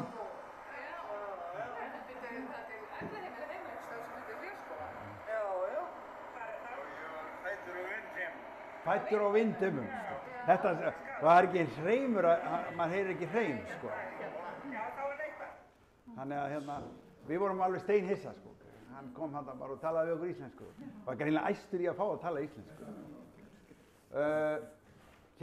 Þarna var stór stytta af elg, en elgur spilaði þarna mikið inn í þessa, líf þessa fólks þarna. Heitir mús á ensku. Og Íslendingunum fannst því eitthvað svolítið skrítið þegar allir voru að fara að músa við þar. En Eymundur var samt alltaf með byssu við hurðina tilbúin að skjóta elg ef að kæmi. Því að elgurinn gefur held ég 1200 kíló af kjöti. Hérna fórum við, og það var hérna hús hérna í þessum bæ, það sem var okkur að tekja á móti okkur enn eitt safnið, Engimýri heitir það. Og þar hittum við þennan mann hérna, Nelson Gerald. Og það er svolítið merkilegt að þegar var ættamót á 1997, þá vorum við í sambandi, eða ég var alltaf í sambandi við þennan mann til að fá upplýsingar ættingja okkar þarna úti. Og ég átti þetta hérna úr einhverju bréfsefni frá honum síðan 1997. Mér var svolítið merkilegt að hitta hann. Ég held að maðurinn var löngu dáinn, ég held að ég hef verið að tala við eldgamlan mann þá.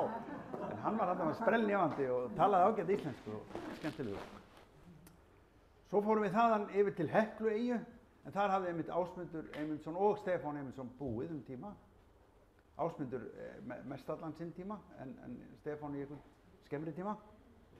Og þarna var svona safn með að því þarna náttúrulega, og Heklueyju byggðist allt á því að veiða fisk í Winnipegvatni. Og það er væntanlega þess vegna sem þeir voru þar, eða Ásmundur. Og bátarnir, þetta er allt kunnulegt fyrir okkur sem hafa farið að veiða í firðinum hérna heima. En þeir voru hins vegar líka með að veiða á veturnar og útbyggu svona snjósleða sem að þeir boruðu þetta frækt hérna, hvernig þeir boruðu honni og ég held svo hafi jafnvel kennt mývetningum að veiða þannig. Þetta er fallegt þarna í Heklueyju, allavega á þessum árstíma. Þetta er svona götumynd. En það er greinilega snjóþungt því að það var svona snjóplógur hérna til sýnis. Og þarna var svo Er ekki bara hvert einasta hús með íslensku nafni? Jú, það er öll hús með íslensku nafni þarna. Og það er sko, hérna í kirkjugarðinum, hérna var Matthildur Torfason, Matta Torfason. Það var eiginlega mikið af þeim upplýsingum sem var í bréfinu frá honum Nelson Gerald Ásmund og fleiri var frá þessari konu komið. Og hérna vorum við líka með smá svona minningar Ásmund og Jóhann. Og þá komu steinarnir vel sem Þóri hafði komið góða notum því að við notuðum það í athöfni við svona kreistuð þá og sendum svona hugsanir og lögðum steinarnir svona. Þetta var mjög flott athöfn sem Þóri skipulaði hérna fyrir okkur. Það var hérna gaman að því. En eins og þið segið, ég held að þetta var Pálssons fjölskyldan, hún bjó í Steinnesi og þetta voru allt svona íslensk nöfn eins og þið segir og við bara vorum endalaust að skoða íslensk örnefni og sumir náttúrulega voru ánægðir en aðrir þegar þeir sáu örnefni.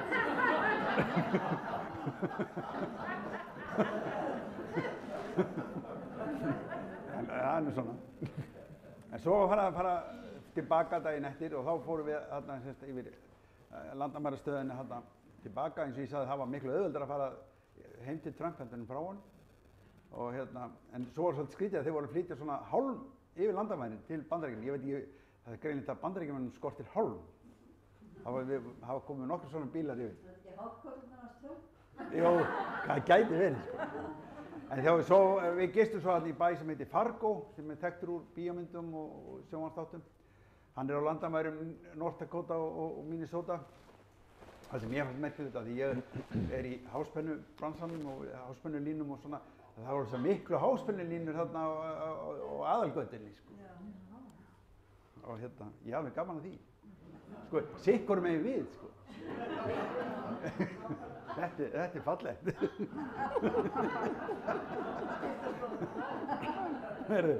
En svo daginn eftir þá keyrðum við til Minneapolis og þá fann Gísli nú engan staðarskóla en hafði eitthvað fréttað í einhverju borg hérna á leiðinni, höfðu 2-3 Íslendingar sest að og við stoppuðum þar og fengum okkur kaffi og þar fundum við svona litla virkjun sem var gaman að skoða.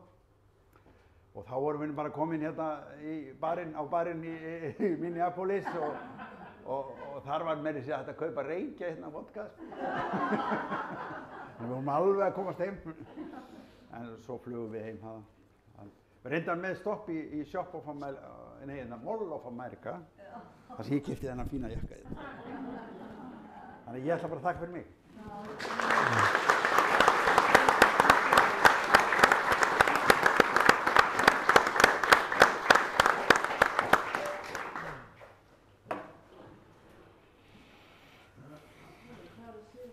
Og þá bara dagskráin tæmd. Þakka þér fyrir þetta skemmtilegu frásögn. Við eigum reyndar eftir að syngja hér eitt ljóð sem er sveitina hans Eymundar. Hann orti mörg ljóð Öræfin, en einnig Nesjasveit sem var auðvitað sú sveit sem hann bjó lengst í. Og það hvorki meira en minna Hlíðin mín Fríðar sem lagið og síðan bara förum við og fáum okkur kaffiveitingar og ef einhver eftir að ná sér bækur og þó við skálum nú kannski ekki reykjavodka þá nú smávegis þarna svona til þess að halda upp á daginn fyrir þá sem að vilja.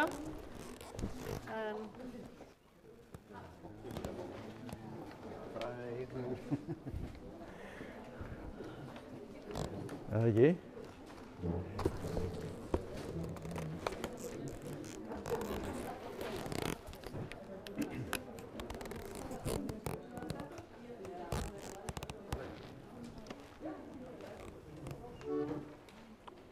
Og það Hlíðin mín Fríða.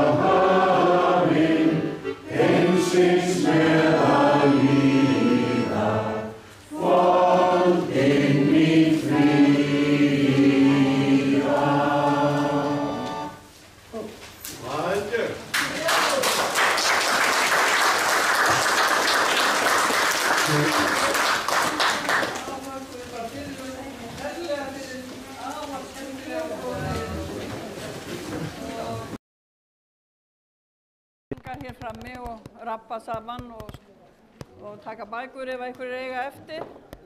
Gjörðu þið svo vel.